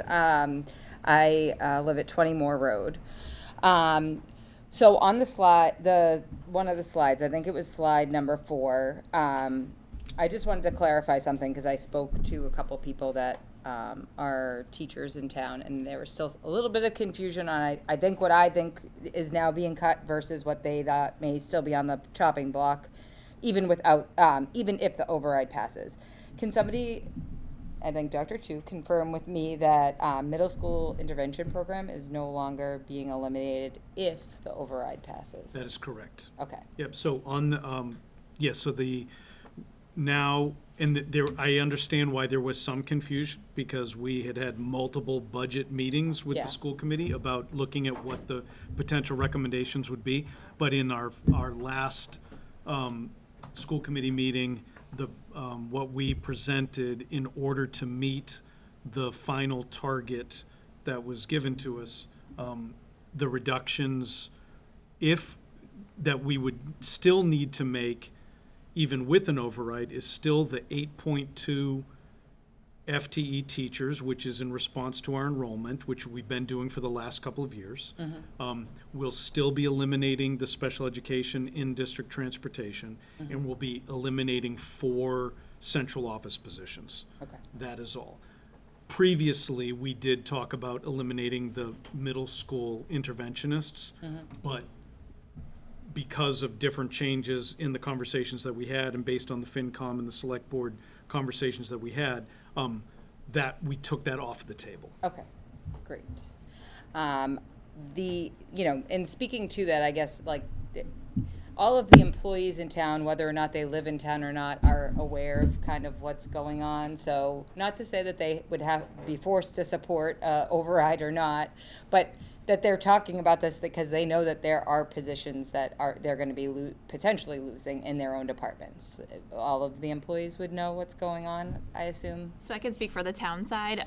We have been actively having these discussions with the town department heads since last January, February of 2023. They've all received the memos that have been presented to the select board and asked to share those with their staff. And we frequently talk about this on a day-to-day basis with town staff. Okay. I can't speak for school, but I am very confident that the town employees know at least a conceptual level of what's going on. Yes. Okay. The other thing, anybody have anything you want to pump me out of here, guys? Jamie, you're in roll. And I do want to thank everybody because I have been following this for a while now. And, Heather back here, everybody here at this table, a lot of work has been done, obviously, in the last several months, for those that have been keeping in touch. So I do appreciate that. With the town, it always seems like Megan mentioned this, Eckroth mentioned this in her question, like the schools are getting so much cut versus the town. What is the split for the town versus the schools versus the town? So that makes more sense to people, right? Because it does look. So Dan, I'll ask you to answer two questions. So one, what percent of the budget do we currently have as town versus school? We also have a budget that includes town and school for health insurance and other general insurance purposes. So it's not a cut and dry answer, but I'll have Dan pull that information up and answer it as best we can. Okay. Yeah, it's like a 68% to 32% school versus town. So in the non-override budget, there's a 2% increase for the schools and a 1.3% increase for the town. Mm-hmm. So that's kind of how we arrived at that. And in the override budget, the schools are at a 5.81. Thank you, Jenny. And the town's at a 4.36 in that scenario. Okay. All right, that makes sense. The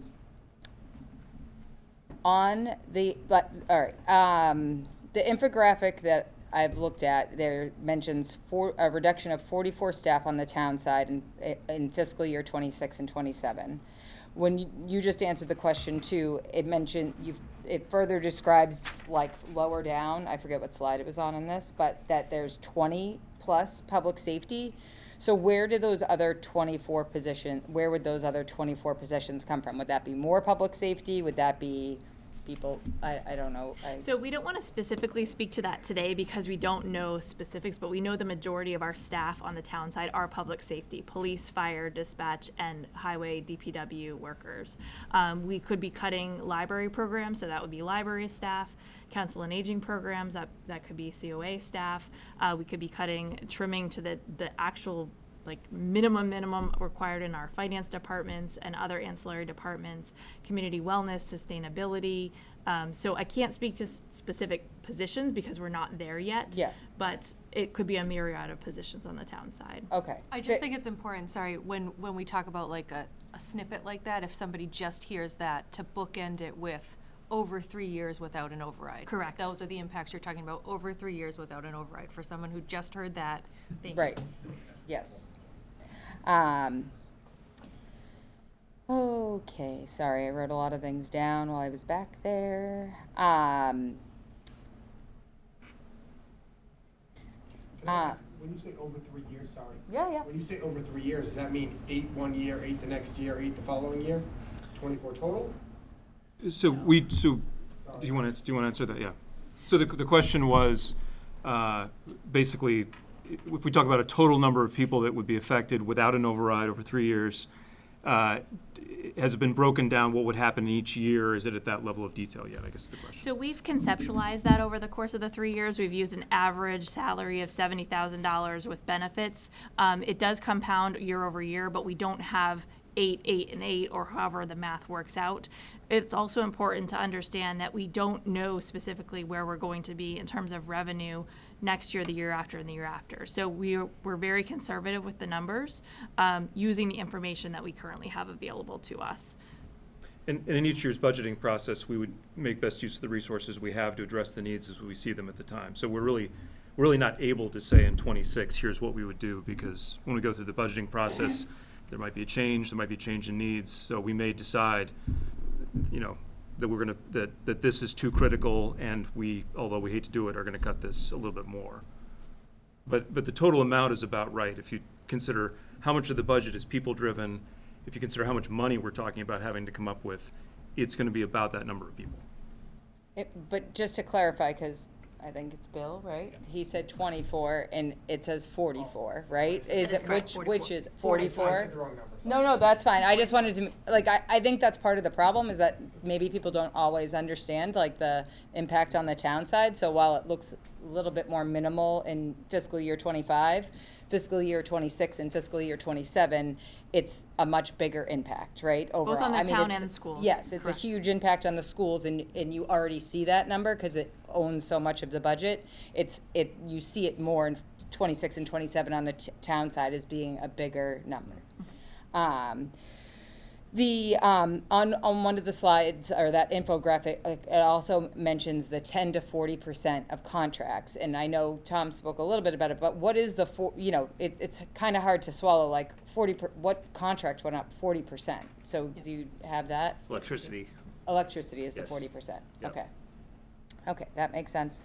And then one last thing is, I've heard a lot, not a lot, but a little bit of talk about the 2017 override and, what happened to the school funding during that, because that override was specific only to the schools, and there does seem like there were some grumblings, and I did have kids in the school system then, but slightly less involved at that point. I'm just wondering what the issue is there, and what would make people avoid, getting involved in this. So I can start, because I was there. We were all there, but I was involved in it.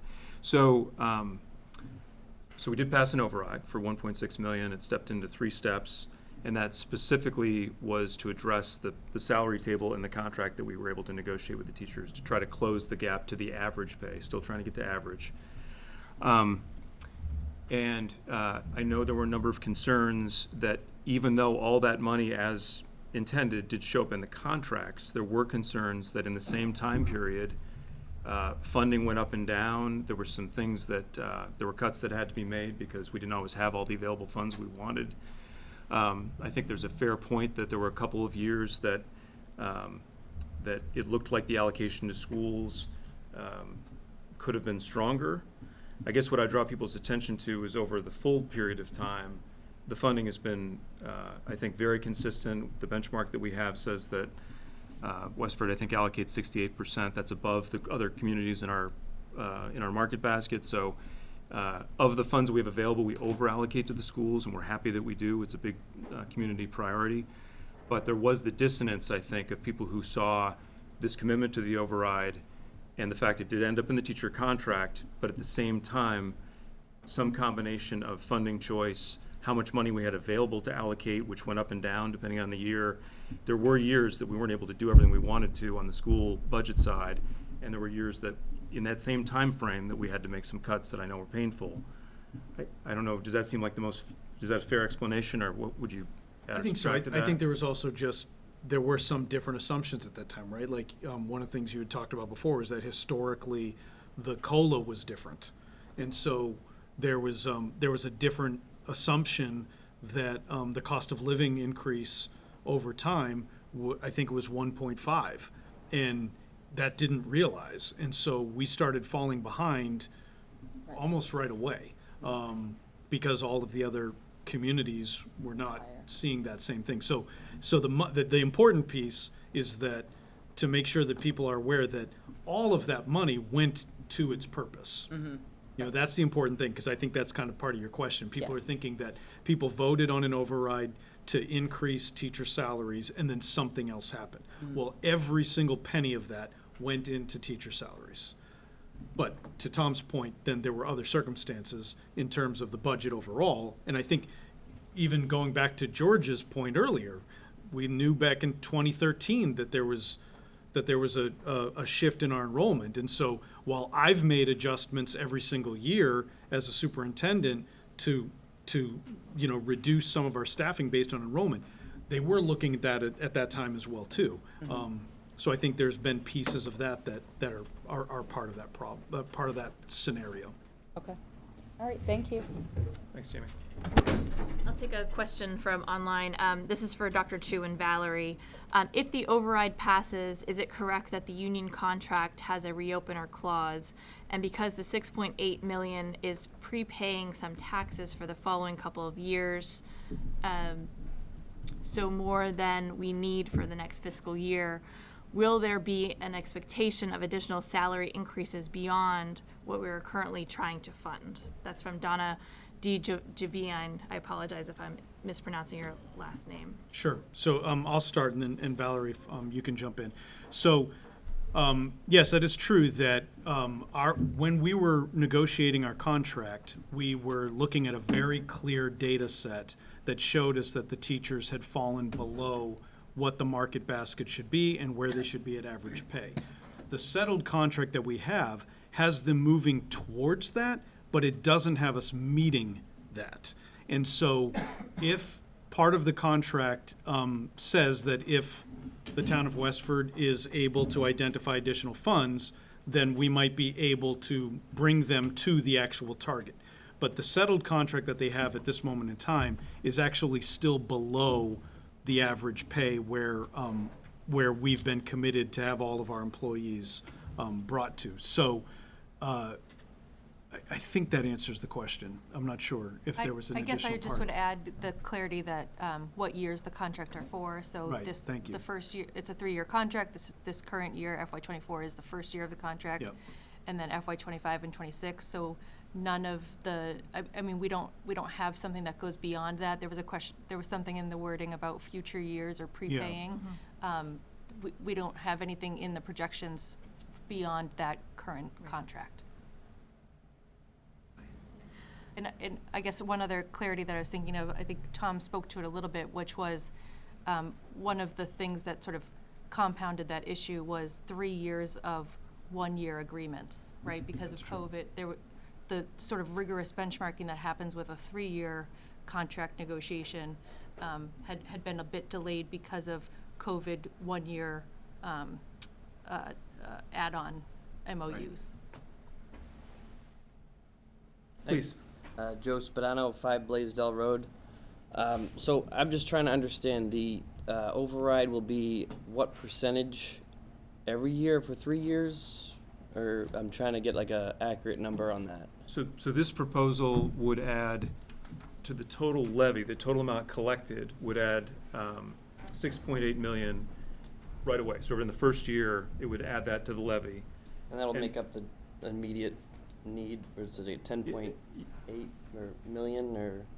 So, so there's, what we're proposing, there's a shortfall in the fiscal 25 budget of $4.2 million. But there's a shortfall in the later budgets of bigger numbers. And so the proposal is that we would raise 6.8.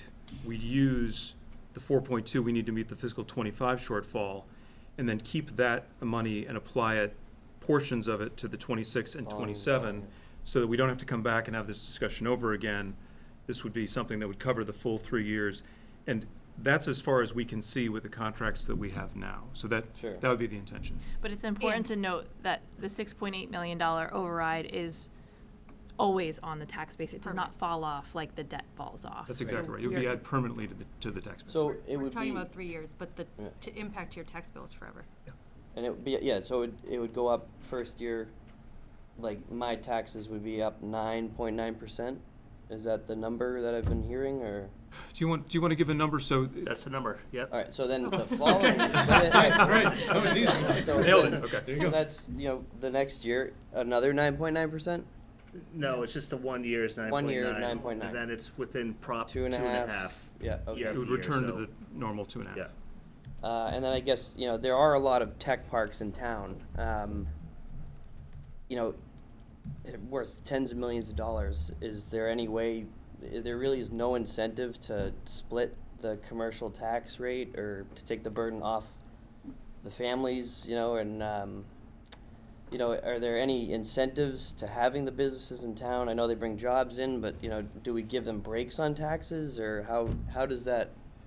So a couple different us? points there. Yeah. So there are special, what they call TIFs. Tax increment financing, TIFs. The select board and the town meeting voted to give one to Red Hat many years ago. That is expiring in fiscal '25. So that tax relief is no longer coming due at that Are they point. moving out of town? They in- are. yeah. They're not renewing their lease and will no longer be in those buildings as of May of 2025. Okay. So there's no like special incentives to businesses so far. In general, it's a good idea to have businesses because I think that broadens out the community. Like you say, it does Yeah. bring jobs. It People does coming to involve. Westford, yeah. So there's a question, just to go through the math again. So if we're 86% residential, so what choice we have is we could shift the tax burden. Right. And so if we, on average of the 86% that's residential, if we took $1 out of that, in order to get $1 benefit for that 86%, you'd have to get a huge multiply increase. it, yeah, huge, yeah. Exactly. So it'd be $7 or $8 on the commercial side. Right. And so we're balancing, do we want to be attractive to businesses because we don't want vacant space? And so we don't want to have a higher tax rate than our neighbors generally. Right. That's one trade-off. We could do that, but that's a trade-off. So all the communities around us have a single tax rate like we do. So are you sure when we look at it, we say, is there a way to give a meaningful benefit to the residents, which would mean, can I make a real dent in your tax bill without doing something extraordinary on the commercial side? Chase everybody away. Yeah. And chase everyone away. And at least for the past years that we've been doing this, we've said, in order to make a big enough difference to the taxpayer that it's worthwhile, we'd have to raise so much to the commercial that it would make it unattractive. And so we've come back with saying, okay, let's have it be the same. But that is a question we ask every year.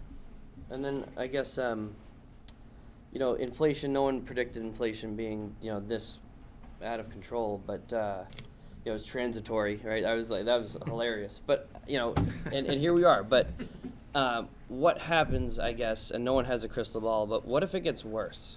Like, then are we here again? And then, like, how much can we squeeze? Like, is kind of my fear. I have 4 kids at home, and it's like, you know, at some point, you know, everyone's in the same boat, but it's getting hard to pilot that ship, you know. Yeah. So I think that's a question that we get a lot. What happens at the end of this if it keeps going up? I mean, the short answer, there's one is that destined to be? So if we look over a long period of time, in most years, we have been able to make this work under Prop 2.5. So the number of times we've come to you for an override are very, very few in the past 25 years.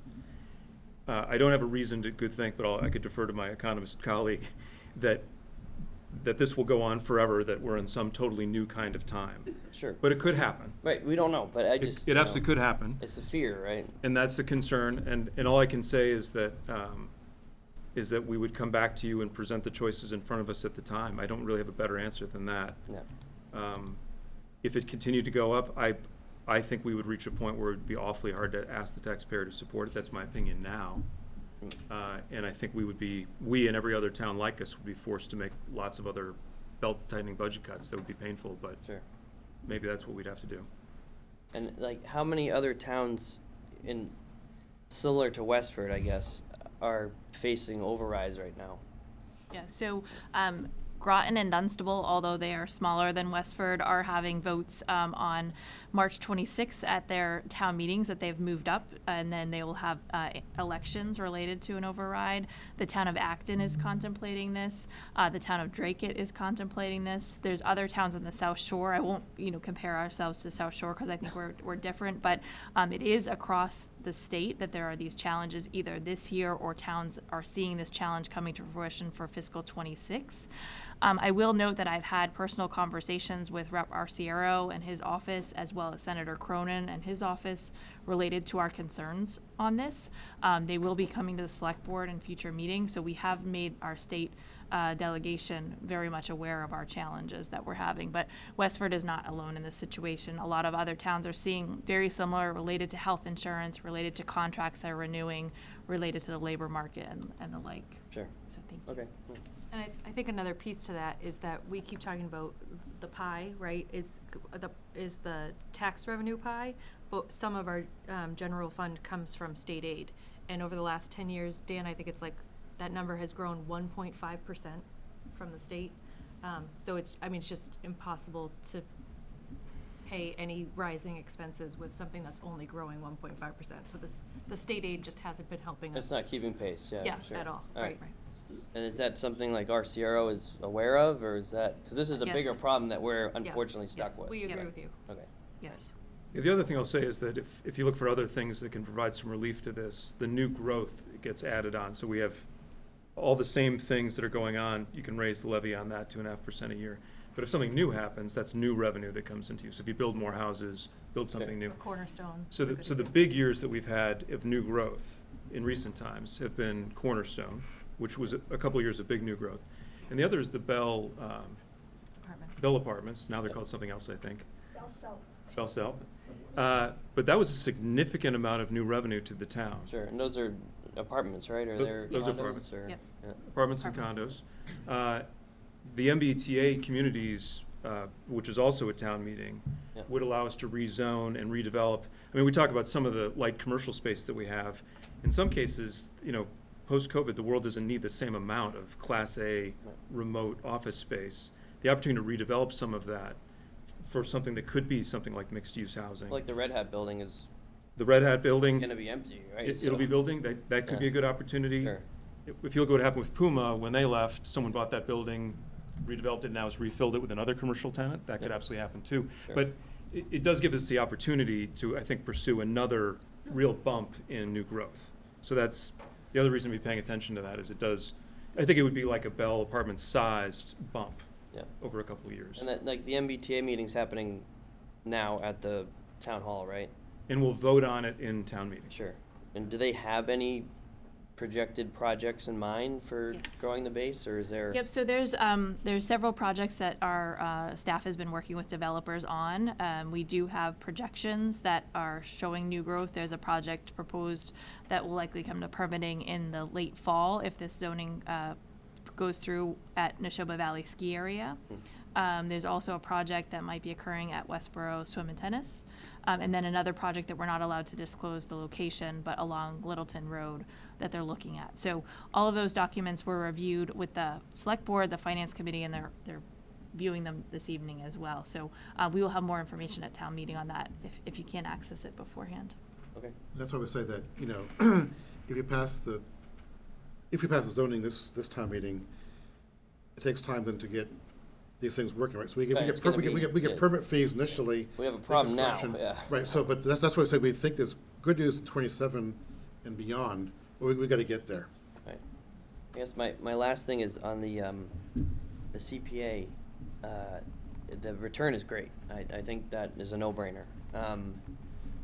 But does it make any sense for an emergency pull? We can't reallocate those funds? They're restricted use, so they have to be used for historical, affordable housing, open space, or recreational purposes. We so can't suspend the 3%. There's a whole process to go through, a procedure that, we don't have time before town meeting to even consider that, but. I would encourage people to pursue the exemption relief, that not everyone's going to be eligible, but for those that are means tested eligible, please do. Within Westford, the Westford residents have not been tapping the full capacity of the relief pool. So there's an amount of relief that can be offered. So far, the Westford residents, we've been fortunate, or for whatever reason, there's untapped capacity, I guess is the point. Sure. There is capacity that's out there beyond what's currently being tapped. We encourage people to pursue it, and we want people to, take advantage of that. So we hope people will reach out and Okay. take advantage of those funds. Yeah, it's interesting, yeah. All right, thank you. Thank you. Thanks. So I have a question from Dan Pichet. Can you clarify why this takes two separate votes? So the town meeting vote is to vote on the actual budget. So we'd be voting on there, under Article 1, the budget that would require the override, and then to actually raise the taxes within the town, that it requires the town meeting vote. So that is what requires the two separate votes. So one to vote on the actual budget at town meeting, and then one to vote on the tax increase over the standard proposition 2.5 takes a ballot vote at our annual election. And just to make it even more confusing, later in the meeting, we would actually vote on the backup plan for the no override budget, because if we aren't successful at the ballot, it has to both pass in town meeting and at the ballot, we need to have a voted plan to begin operation July 1st. So don't worry about that. But when you're in the meeting, it may seem strange, because we're first voting on this budget that requires an override, then an override, then the stabilization fund, which is part of the override plan, and then we're going to vote on this no override plan, which we'll make clear at the meeting, but it's just there as a backup so that we have a legally enforced plan to operate under should we not be successful at the ballot. Paul? Joe's comment reminded me of one of my favorite topics, which is the impact on residents and so forth, especially those that fall in the categories of senior, low income, disabled, people who are on fixed incomes and things like that. I believe there's still a lot of confusion about just what is an override, and I think a simple presentation as we get to educating people before town meeting is really important to get people to realize that the 9.9% or whatever that their tax rate is going to go up this year doesn't suddenly drop down after 3 years or something like that. It really is forever. Chris found a chart on WestfordCAT that was circulating in Groton that showed something really interesting. It showed 5, 10, 15-year cumulative impact of an override and so forth, and it would be, I think, helpful for Westford to prepare something like that for our residents. It basically shows not only projecting out the base tax rate and the override tax rate for every year, but it shows checkpoint summaries at like 5, 10, 20, 30 years out. So you can see not only what will my tax bill be in that period, but what's the cumulative amount I will have paid from today to that point, just to give people a magnitude of here's really what I'm signing up for when I make the vote. There's one chart that I picked out of one of the things that you guys have been circulating, which I really like. Thank you for doing it. It basically shows by category of house value, property tax, assuming 2.5% increase year to year. I don't know if you have that easy to project, Dan. Which one is it, Paul? The memo from? It's the one that has 5 examples or something like that. Oh, yeah. I think it's the. We have that. We also have a calculator now on the budget website that Yeah. you can actually type in your residential address, and it shows you what the estimated impact would be of an override versus a non-override. So just caution, this is estimated. We don't set the tax rate until November, but we think that that will be a helpful tool for residents as Yeah, well. I think every resident should look at that before deciding to vote. And a couple of things struck me as I read through it. One is, based on the discussions earlier today, if I'm looking at my total expenses related to the town, it sounds like because of the PFAS discussion we had earlier, maybe we need a line for water bill projections or something like that. How are people supposed to plan for the future?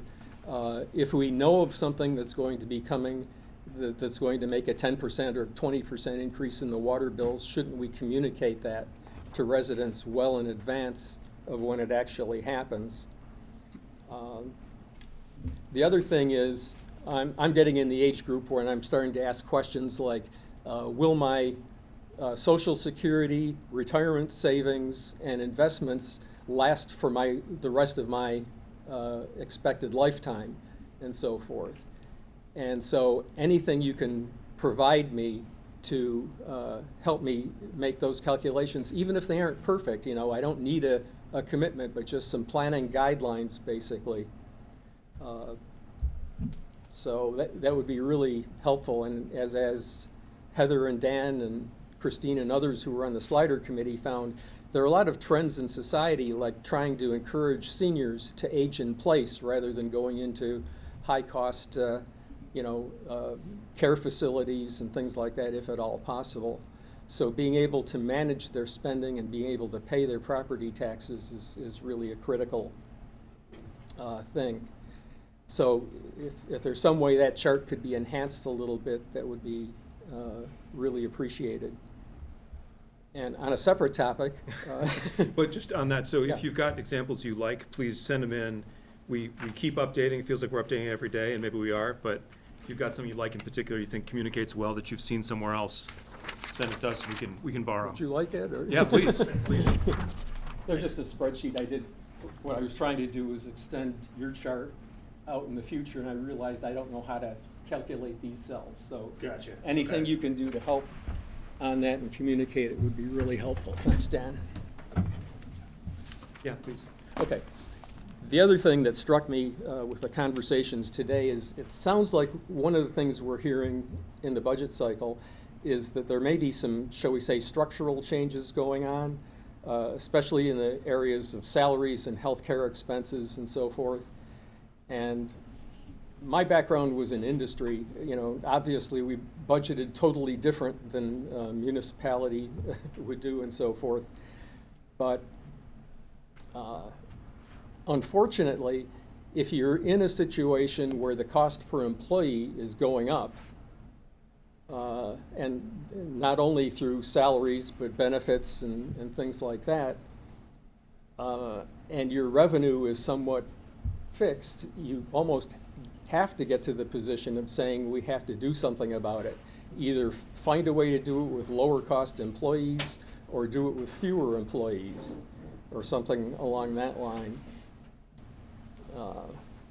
So I'm not sure how much that's going on in the discussions, but I like the comments you made about having contracts that sort of leave room for, if the town has more money, we can pay more and so forth.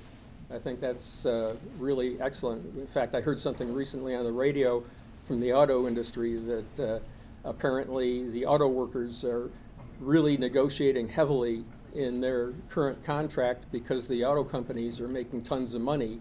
So they're basically saying, hey, remember X years ago when we agreed to take a pay cut because you guys were losing money? It's payback time and so forth. So anything we can do to have the town employees work with the town through a time of stress, I think would be really helpful, even if it means, planning for something that we'll have to make up in the future, so. Okay, thanks, Paul. Yeah. I'm seeing a number of people kind of putting on their coats and shifting. So you've given us 2 hours of your time, which is amazing. If anyone feels like they need to leave, it's absolutely fine.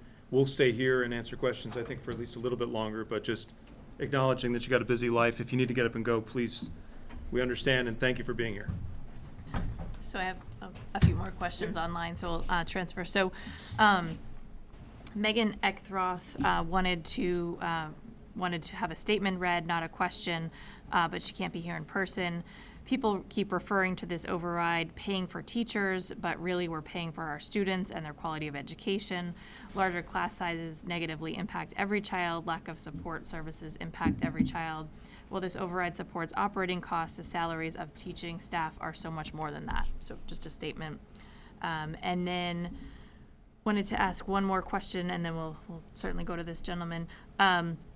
Celeste Guay, are there numbers somewhere that identify the bottom line tax charges for the taxpayer, for the library, and for the override?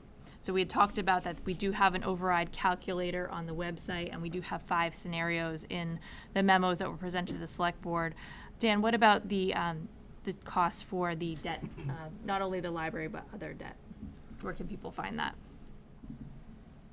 So it's in these scenarios, and for the other debt, so we did have a presentation at the special town meeting when the library was passed. That was October 2022. So look back on the special town meeting folder for that, and there's a whole breakdown of the debt that was authorized and out there. I believe the average cost for the median house for the library debt for the first year was around $160, somewhere around there. I can say that, we're still in the design phase for the library, so the full impact of that probably won't be felt until FY '27 at the earliest. Okay, so for the average taxpayer, average home value, it's gonna start lower but ramp up into something like 160, is that what you said? Yeah, and by 2027 at the earliest. Okay, thanks. Bill Blotter, 1500 Road again. I have a question. First, I have two. I voted for library. I think libraries are good, and I still think they are. And I wouldn't rescind it. I know what we're financially going through. However, it sounds like there are people that are thinking along those lines. Is that an option for those people to at least bring it up to the town somehow to say, hey, we don't want to do this anymore? So we did talk to DOR with this after. Can you just tell them what Department of Revenue, I'm sorry. And there's no specific authority that allows towns to just rescind a debt exclusion once it's been approved. So, so we've already received state money from the Board of Library Commissioners. We'd have to repay that. And yeah, it's I think the honest answer is because of the way the process is designed, by design, we as a town had to vote many times in support of the library. 2012 or whatever. It's yeah, so many times the town has voted unanimously or in support of this.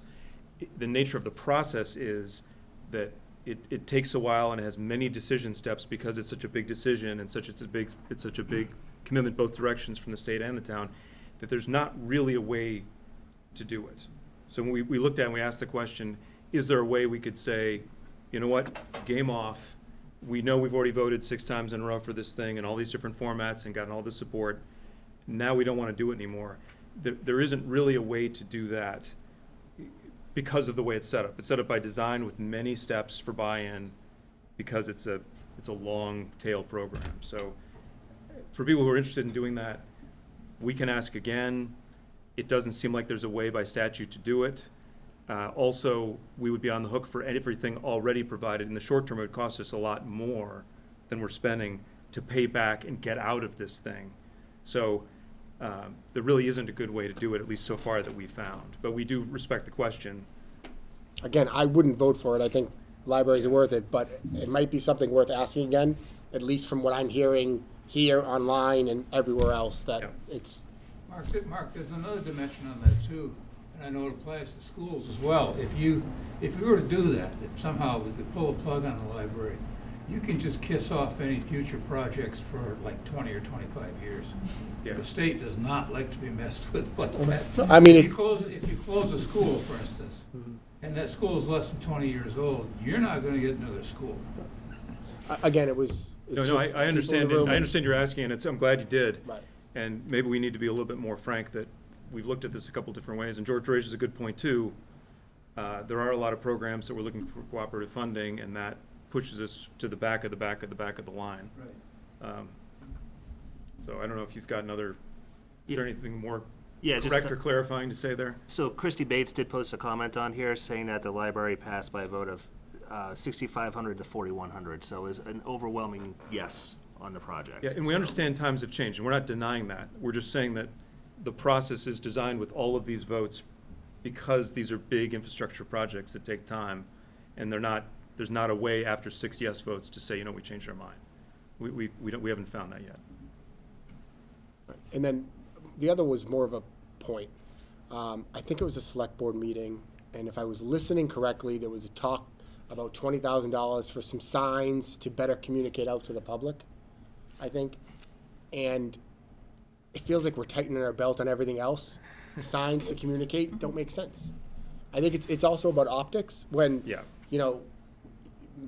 phone calls or emails or, our phone calls, emails, texting, like there's so many other ways of doing it.